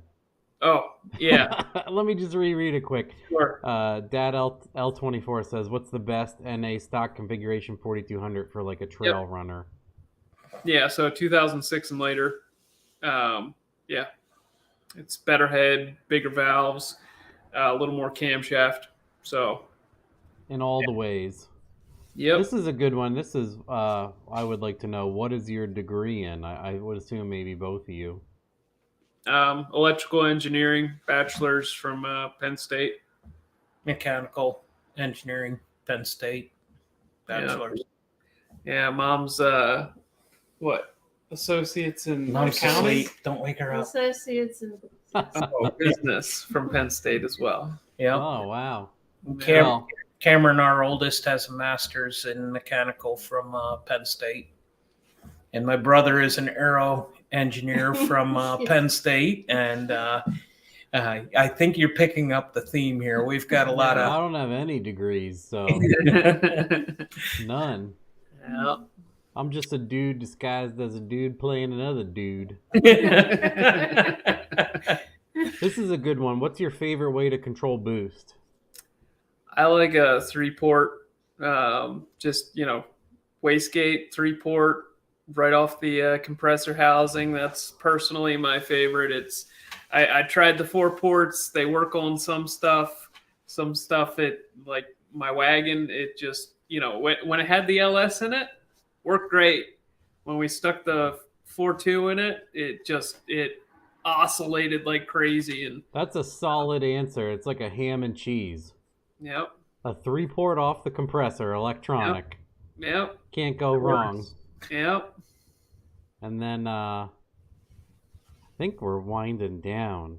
Quite the accomplished family. Yes, I feel emasculated. Not really. I don't care about people's education level. It's awesome that you did it. Not to downplay what you've accomplished, but I don't need to respect people more or less. Yeah, it's just you get it. I don't know why I'm explaining it. And education is just a tool. If you don't use it, it's worthless. Yeah. Someone's pepping me up here. Come on, Matt, you're accomplished. Yeah. I guess so. If being a jerk on the internet is accomplishment, I'm really good. All right. Yeah, I would say I'm tired too, and I got stuff to do, and I'm not going to keep you guys up. Cool. I think we've talked about all we can talk about as far as our Meme brains can muster today. Man, I'm There you on go. Struggle Street. Meme Lord. There you go. No, that's 100% true. I cannot deny that. Yep. Absolutely not. Well, we appreciate you having us on. It's always great catching up with you. Yeah. Yep. Yeah, thanks again, and we'll have you on next year. Yeah. Or sooner. Hopefully you guys break some crazy records and we can talk about that. Well, You're we're on the path. It's a matter of when are you going to make the accomplishments, in Well, my we- opinion. we're starting to get all the pieces in play to try and make a run for it in July of this year. We've got an engine going together. You'll probably like this combo. It'll be basically a 60 over 4.8 to take advantage of the fact that we have a 305.99 inch cubic inch limit. And that puts us in at 302.7. I like the sound of the 302, the 60 over. Those blocks are quite available. We've got 4 of them, I think, that we. And if you're gonna thrash it, the lower piston speed, as far as I understand.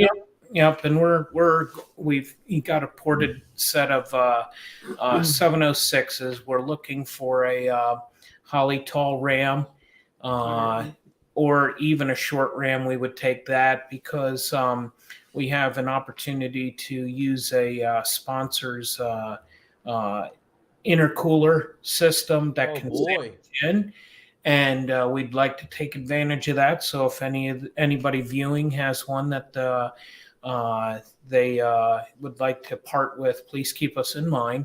But we're hoping What kind of intercooler? It's like the sandwich style. the brick that goes Yeah. in between the lid and the. Oh, for the high ram. Okay. I Yes. was gonna say I have a few intercoolers. Tell me dimensions. No, Okay. this is water to air. I'm sure you guys have intercoolers. Yes, we Yeah, do. yeah. We have an air to air, and we've got an intake that's being ported. But I'm hoping to catch them in time to stop if we find this other intake. Yeah. We've already got the hot pipe built. It's a 3rd gen Camaro. Would really like to get that over 200 first time out, and then start shooting for 220. Like to get a bunch of passes on the car, and then we need to start talking about our, when we can start thinking about making the trip to Bonneville. That trip alone is a $15,000 excursion between entry fees, hotels. It's $4,500 in fuel to get there and back. There's nothing cheap about that, and you run at risk of getting out there and it's too wet. But we want to do a lot of things on the East Coast or even in Blytheville before we make that. And we recently worked with Jake, who you've had on your show before. Yeah. We have Schumacher. Yeah. We have serial number 1 for a clean neutral 4L80E that we have worked with him on. As soon as we start making passes, he wants data on it because I there's. think I planted that seed for you guys. Yeah. I'm pretty sure you did. I'm pretty sure I'm you going to did. rely on you two on Yeah. this one because Yeah. it's a lot easier to have something that you can power in overdrive and lock up and make the drive shaft speed that you need to run gears that are tougher than the factory gear set. We didn't want to try and push 1,000 horsepower through a set of stock 250 rear gears.